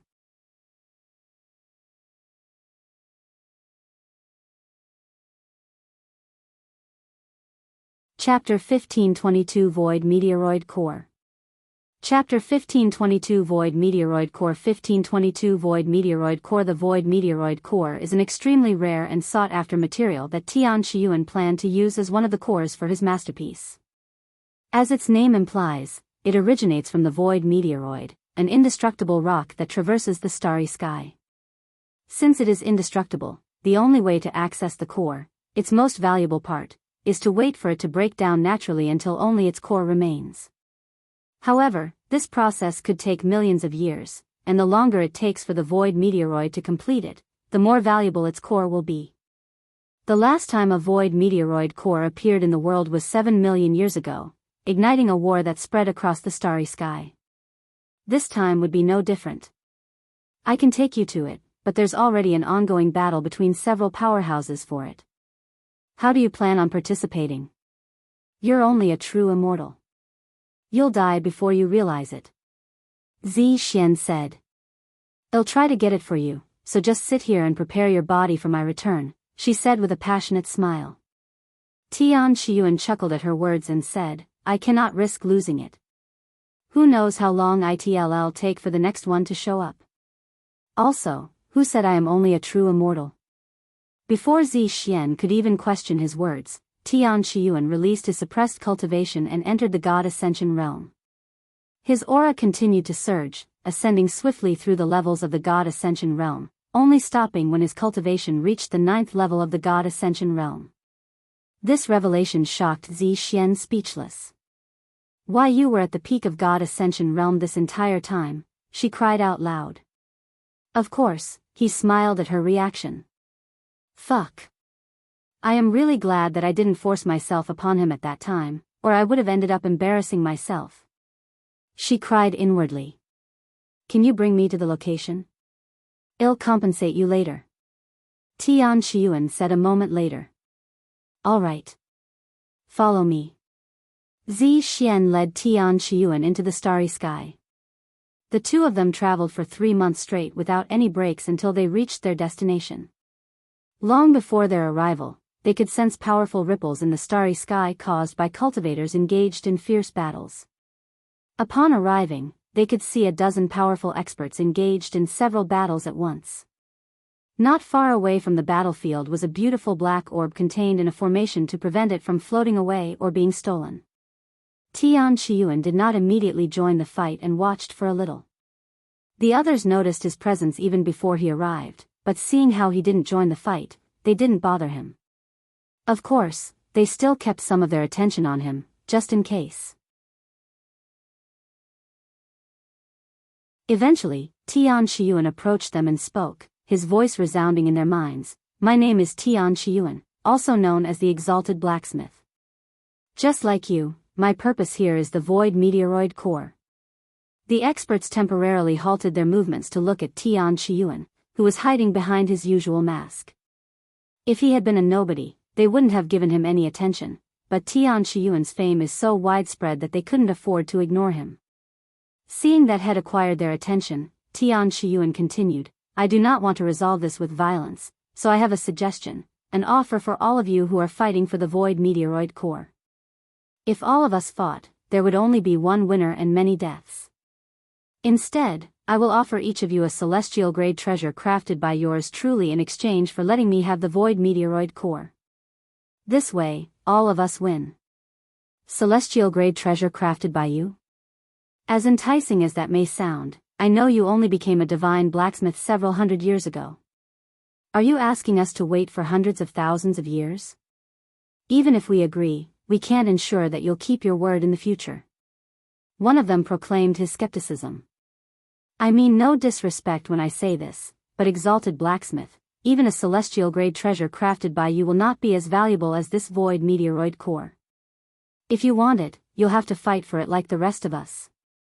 After hearing their responses, Tian Qiyuan said, Indeed, even a celestial-grade treasure would not be as valuable as this Void Meteoroid core. However, I am not only offering the treasure. After a slight pause, he continued in a cold tone, I am also letting you leave with your life.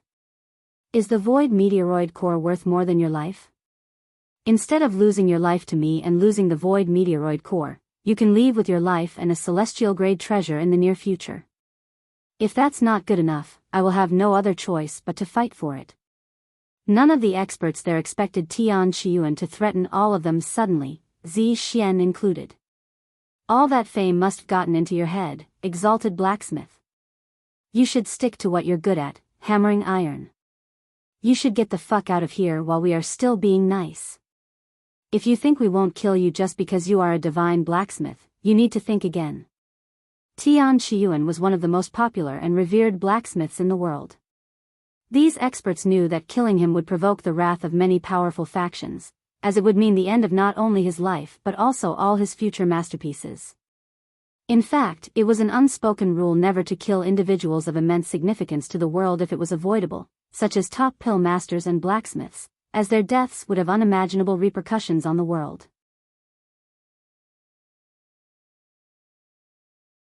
With that said, there were several other divine blacksmiths besides Tian Qiyuan, and the world would still function properly, albeit a little worse, even if he were gone, and it wasn't as though he was irreplaceable. It's clear that not all of you will accept my offer, but my offer is to each of you individually, so you can still individually accept my offer and leave this battlefield. I will give you 10 seconds to decide. Once that time has run out, I will immediately begin killing everyone who refused to leave. Tian Qiyuan declared in a domineering manner, sending chills down Zi Xuan's entire being.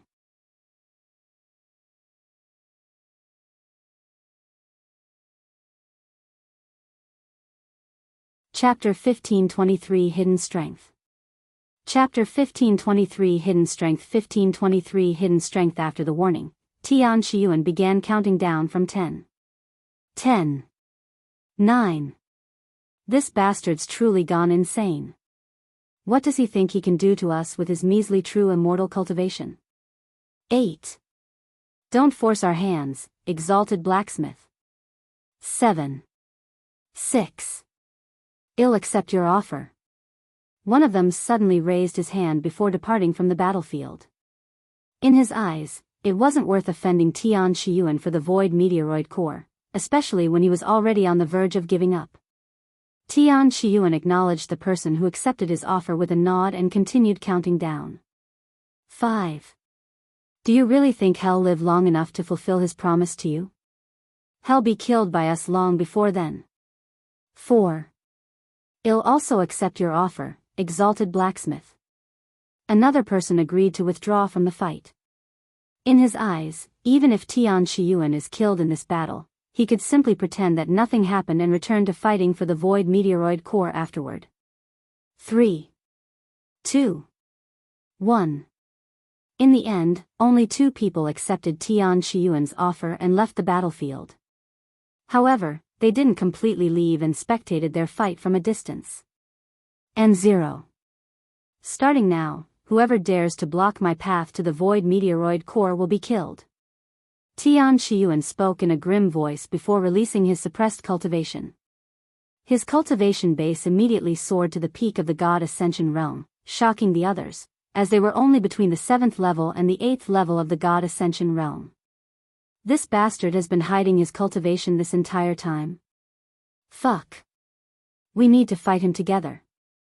The people there quickly formed a temporary alliance to get rid of Tian Qiyuan, who was the biggest threat, not to mention his earlier provocation. This made it easier for them to work together. Seeing this, Tian Qiyuan retrieved an Empyrean-grade sword and laughed out loud. This will make things move quicker.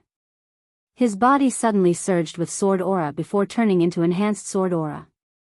Then, after another push, it became supreme sword aura, something only Zi Xuan had been able to achieve until now. Why you can use supreme sword aura? Zi Xuan was just as shocked as everyone else there, perhaps even more, as nobody there was more familiar with supreme sword aura than her. She had only discovered supreme sword aura several thousand years ago, so it was quite shocking for a blacksmith who spends the majority of their time with a hammer to achieve supreme sword aura. Even the most talented sword masters, only slightly behind her, were nowhere near achieving supreme sword aura. While his enemies were in a daze, Tian Qiyuan swung his sword at them. Endless sword domain. Tens of thousands of swords enhanced with supreme sword aura rushed at the small group of individuals before him. They had been fighting for months before Tian Qiyuan's arrival without any clear winners. Yet, after showing up for less than an hour and with a single sword technique, Tian Qiyuan destroyed the bodies of half of the people there, forcing their souls to be homeless. Tian Qiyuan did not immediately launch another attack. Instead, he casually approached the void meteoroid core in the distance while ignoring the people around him. Omicron and the others were so stunned by what had just happened and his audacity to covet the material before he even finished killing a single one of them. However, before any of them could act, Tian Qiyuan spoke in a cold voice. That was my last warning. I can guarantee that all of you will perish in the next attack. Despite his bold and arrogant words, nobody there doubted it. They exchanged glances with each other to see if they were going to continue fighting Tian Qiyuan, which would undoubtedly lead to their death. Suddenly, 2 more presences appeared in the distance, fast approaching from 2 different directions. These 2 figures appeared almost at the same time. Zi Xuan immediately recognized the newcomers as none other than the eternal blacksmith and heaven and earth blacksmith. Since the Void Meteoroid core was akin to a holy grail for blacksmiths, it wasn't weird for these two powerhouses to show up. Tian Qiyuan halted his movements upon their arrival. Like him, they were both at the peak of the God Ascension realm. You, Exalted Blacksmith? Since when did you have such a profound cultivation base? Both of them were shocked when they sensed Tian Qiyuan's cultivation base that rivaled them. Even though Tian Qiyuan caught up to them in terms of crafting skills, neither of them was too bitter or envious because of his low cultivation base. However, it turned out Tian Qiyuan had been hiding his cultivation base this entire time. How old is he, anyway?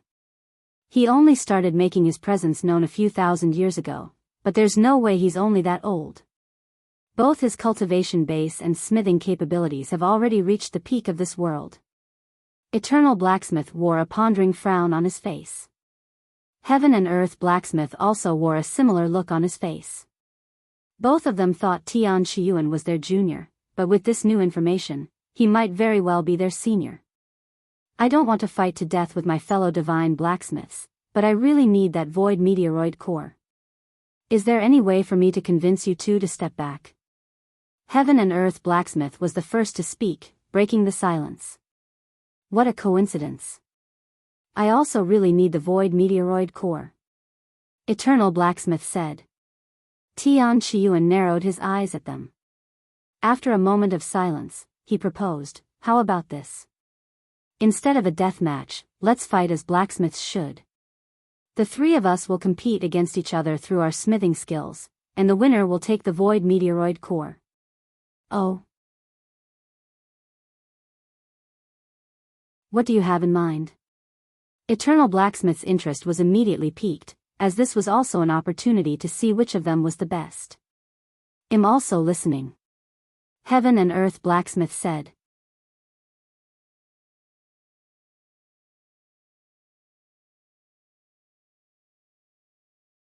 Chapter 1524 Smithing Competition.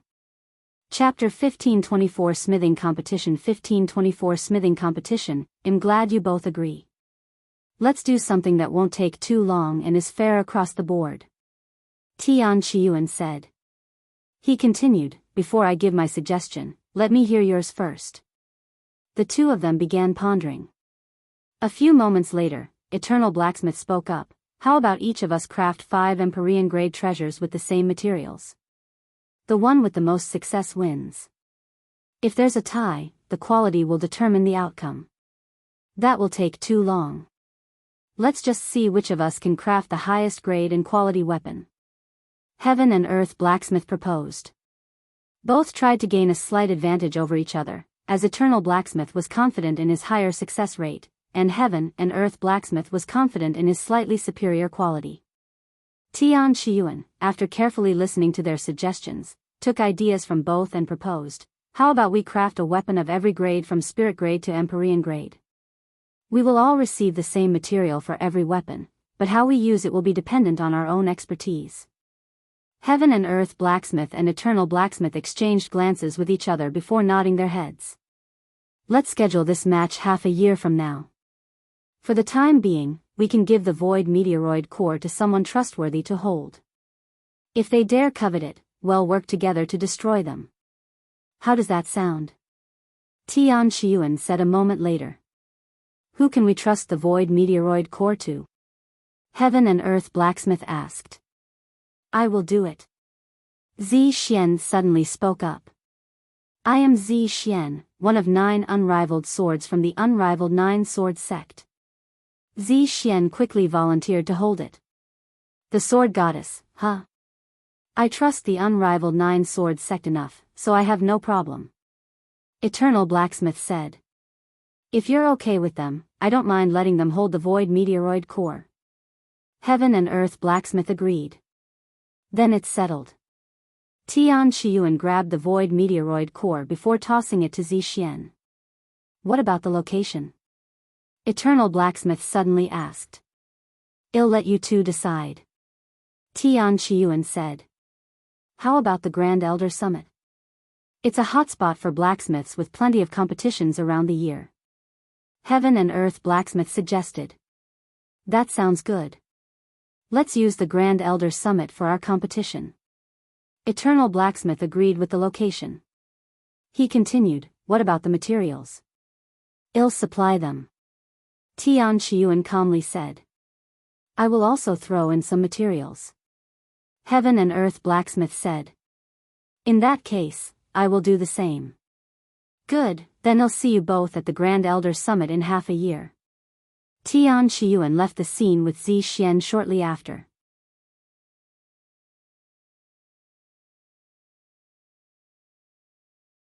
He spoke of his earlier days as an apprentice blacksmith, what caused him to choose such a path, how long it had taken him to reach his current level, and all sorts of personal achievements that were unknown to the public until today. Despite calling it a brief introduction, Eternal Blacksmith ended up talking for 2 hours straight. However, nobody minded, as this was valuable information about one of the most respected and skilled blacksmiths in the entire 9 heavens.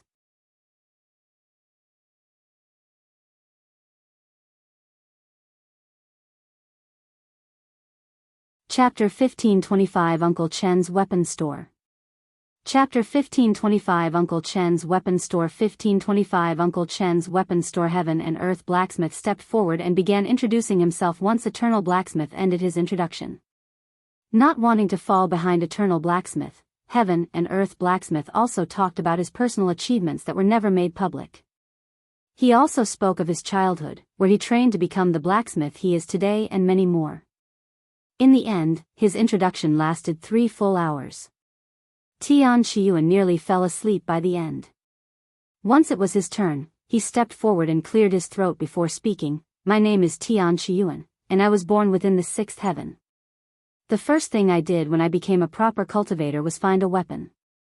I purchased my first weapon from Uncle Chen's weapon store, which was just down the block.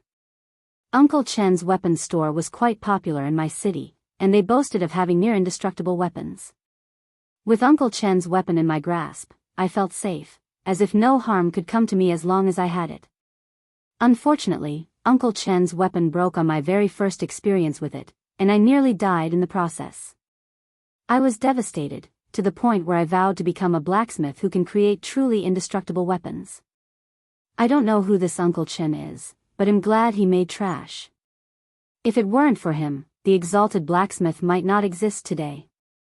Zi Xuan muttered to herself after learning this information. Tian Qiyuan continued, I started my journey as a blacksmith a few years later, but with no guidance or knowledge of smithing, I decided to join a sect. I approached the fiery hill of Fire Mountain in hopes of becoming their disciple, but alas, they deemed me unworthy and didn't even let me participate in their entrance exam. Fiery Hill of Fire Mountain? Upon hearing this familiar name, many people there suddenly turned to look at a certain individual in the audience. This individual wore an expression on his face that made it seem like he'd swallowed a live fly.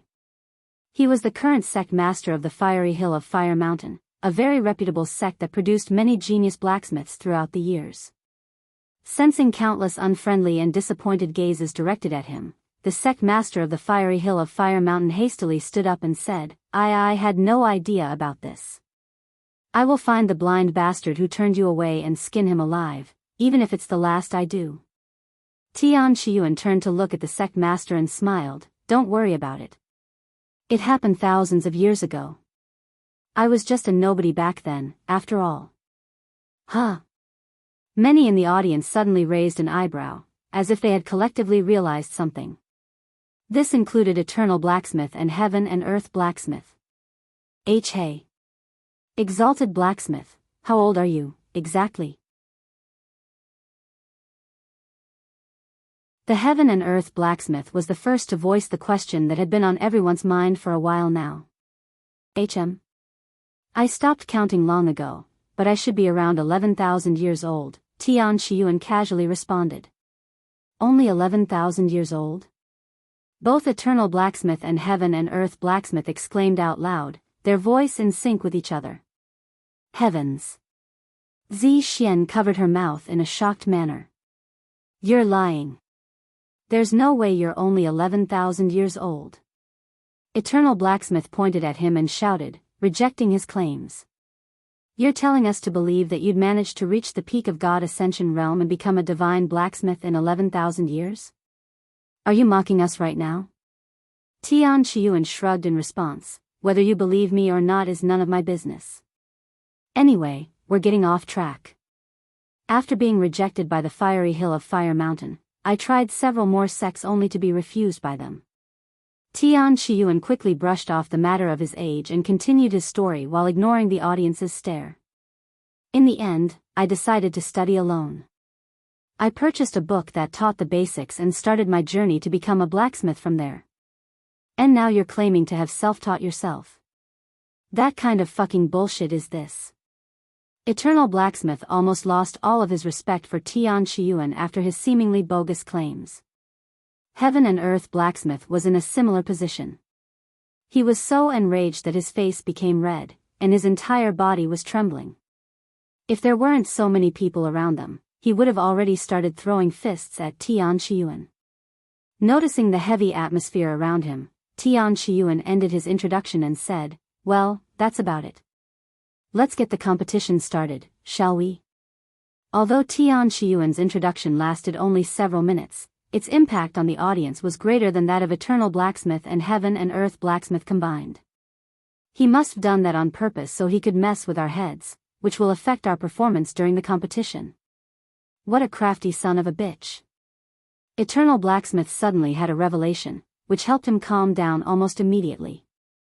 Heaven and Earth Blacksmith took a little longer to realize this, but he started laughing once he did. Ha ha ha. Fuck. You almost got me there, Exalted Blacksmith. You're much more cunning than I'd thought.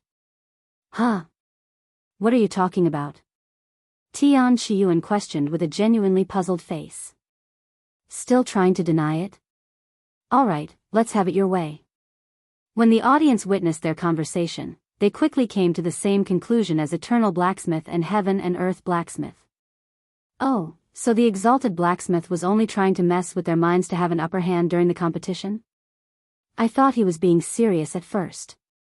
Now that I think about it, it was silly of me to believe him even for a second. Tian Qiyuan eventually understood their misunderstanding, but he had no reason to correct them, so he remained silent. Sometime later, the three divine blacksmiths approached their anvil, starting the competition shortly after.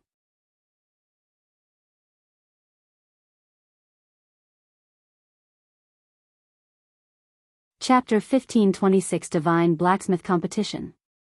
Chapter 1526 Divine Blacksmith Competition 1526 Divine Blacksmith Competition. Let the competition for the Void Meteoroid Core begin.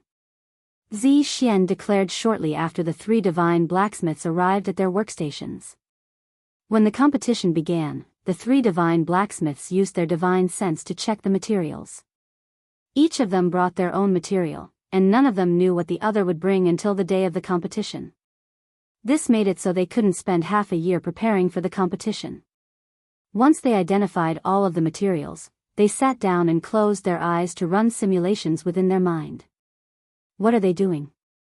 Someone who wasn't knowledgeable about the process asked out loud. The person next to him, a renowned blacksmith, explained, they are currently crafting the weapons in their mind. An experienced blacksmith has the ability to recreate the process of creation inside their head, and the more skillful they are, the more accurate it'll be. Since they're not just crafting a single weapon but 7 weapons, each with a different grade, they need to allocate the materials for each weapon properly, or they might not have enough materials. 4 days later, Eternal Blacksmith was the first one to emerge from his meditation and immediately got to work. He retrieved several materials from the pile and started refining them. Judging by the materials he picked, he's going to start crafting an ancient grade treasure. It's not too easy and not too difficult, perfect for a warm-up. One of the blacksmiths there explained. Heaven and Earth Blacksmith emerged from his meditation 6 hours after Eternal Blacksmith and immediately went to work. Looks like Heaven and Earth Blacksmith plans on starting at spirit grade, working up the grades one by one. Tian Qiyuan remained in meditation, seemingly unaffected and undisturbed by the noises coming from the other two. A few hours after Heaven and Earth Blacksmith began his work, he finished his first creation, a shortbow, and placed it on a display rack with 7 slots. Heaven and Earth Blacksmith was renowned for crafting the finest bows, daggers, and gauntlets in the 9 heavens, and was expected by many to focus on creating these weapons during the competition. Oh! Even though it's only a spirit-grade treasure, its aura is stronger than many earth-grade treasures. The audience inspected the result with their divine sense. Heaven and Earth Blacksmith immediately proceeded to work on the second treasure, which, as someone had anticipated, appeared to be earth-grade. 3 more days passed in the blink of an eye, and Eternal Blacksmith had just finished his first creation. It was an ancient grade spear. Just like Heaven and Earth Blacksmith, Eternal Blacksmith appeared to be focused on his strengths, which were spears, swords, sabers, and anything with a similar shape. Meanwhile, Heaven and Earth Blacksmith was already on his 4th creation at divine grade. As for Qiyuan, he was still meditating. Exalted Blacksmith may produce higher quality treasures, but his speed is lagging behind the other 2, and it's not by a small margin either. I wonder what's taking him so long. Only time will tell. Meanwhile, Eternal Blacksmith began working his way down to divine grade. Sometime later, as Heaven and Earth Blacksmith finished his divine grade treasure and began working on his ancient grade treasure, Qiyuan finally emerged from his meditation and walked to his pile of materials. Both Heaven and Earth Blacksmith and Eternal Blacksmith gave him a quick glance that lasted half a second before ignoring him again.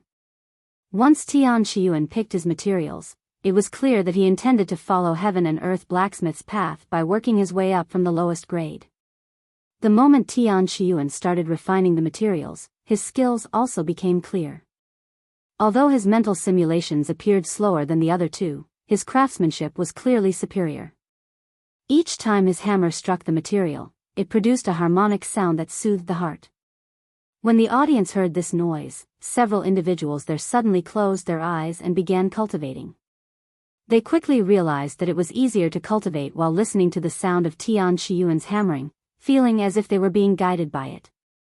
In fact, even the other 2 divine blacksmiths found themselves hammering to Qiyuan's rhythm, as though they were hypnotized by it. Fuck! Why does the hammer feel so much better in my grasp when I follow his rhythm? Heaven and Earth Blacksmith gritted his teeth in frustration when he realized this. Eternal Blacksmith also sighed inwardly. Had been a blacksmith for hundreds of thousands of years by this point, but had never felt such peace when hammering at the anvil. What's so different between the way he hammers and the way I do it? I cannot tell. What frustrated him the most was his inability to comprehend their difference. This sort of phenomenon only happens when one's skill is drastically superior to the other. Both Heaven and Earth Blacksmith and Eternal Blacksmith felt defeated by the sound of Qiyuan's hammering alone, but they couldn't afford to mess up in this competition and told themselves that this competition was more than just about quality. Moreover, no matter how high-quality Qiyuan's treasures may come out, there was always the chance he would mess up at the very end. Let's see if he can keep this up for the rest of the competition. Eternal Blacksmith started hammering his weapon more fiercely, creating a separate rhythm that directly clashed with Qiyuan's. Not wanting to lose to either of them, Heaven and Earth also created his own cadence, one that would go fast and slow at a specific rate. Even though there were 3 distinct rhythms, none of the competitors were distracted by the others, each was entirely focused on their own cadence. Half an hour later, Qiyuan's cadence stopped when he finished his first creation, which turned out to be a gauntlet. He finished the spirit-grade treasure so quickly. Several times faster than Heaven and Earth Blacksmith. The audience didn't miss this detail. After putting his creation on display, Qiyuan immediately began working on the next grade. Ding! Ding! Ding! The audience was surprised when Qiyuan's cadence sounded different than before. This time, it was slightly quicker, with pauses every 5 strikes. Half an hour later, Qiyuan finished the Earth-grade treasure, a Biyao, spending the same amount of time he spent with the Spirit-grade treasure. Typically, it takes longer to craft higher-grade treasures due to the stronger materials used, but that logic did not seem to apply to Qiyuan. The same phenomenon occurred when Qiyuan crafted his Heaven-grade treasure, which took the form of a saber. How's he doing that? I have never heard of anyone crafting a Heaven-grade treasure in less than half an hour. The blacksmiths watching were left stunned. Fuck. It's too amazing. Do you think hell do the same with divine grade? Surely, that won't happen. It can't happen. My heart won't be able to take it. As Tian Qiyuan began working on his divine grade treasure, his cadence sped up again. It became clear to the audience that Tian Qiyuan increases his cadence the higher the grade. Half an hour later, Tian Qiyuan hung his finished product on the display, catching up with Heaven and Earth Blacksmith. The audience stared at the divine grade spear with odd expressions, many of them in disbelief. Don't tell me hell do the same thing with ancient grade, that would be ridiculous. Won't the quality suffer if he's working this fast? Someone asked. That will depend on his skill. The audience expected Tian Qiyuan to spend half an hour with the ancient grade treasure. However, he didn't start working and sat down to meditate again. Huh? He's meditating again? I thought he finished with that already. Perhaps had only managed to craft up to divine grade initially. If it already takes him so many days to craft up to divine grade, how long will it take him to finish ancient grade and above? Weeks? Months? This doesn't make any sense. One typically works faster in their mental simulation than in reality. Exalted Blacksmith is somehow doing it in reverse. Truly an unfathomable existence. Several days later, Tian Qiyuan emerged from his meditation at the same time Heaven and Earth finished his ancient grade treasure. As for Eternal Blacksmith, had also finished every grade below ancient grade. Both Eternal Blacksmith and Heaven and Earth Blacksmith started working on their mystic grade treasure on the same day, with Eternal Blacksmith being an hour ahead. While they started refining their materials for the mystic grade treasure, Tian Qiyuan began working on his ancient grade treasure. The audience held their breaths as the timer neared 30 minutes, wondering if Tian Qiyuan would be able to create another miracle. When 30 minutes passed and Tian Qiyuan was still hammering away at the material, many sighs of relief could be heard from the audience, most of them coming from blacksmiths. Thank the heavens he didn't finish in 30 minutes. I would have quit my career as a blacksmith if he did. However, after another 20 minutes, the blacksmiths who sighed in relief earlier began holding their breaths nervously again, as they could tell that Tian Qiyuan was on the verge of finishing. Heavens! It hasn't even been an hour. What kind of ridiculous speed is this? Even the Heaven and Earth Blacksmith and Eternal Blacksmith took several days to craft an ancient grade treasure. Meanwhile, both Heaven and Earth Blacksmith and Eternal Blacksmith were too absorbed in their work to pay attention to anything else.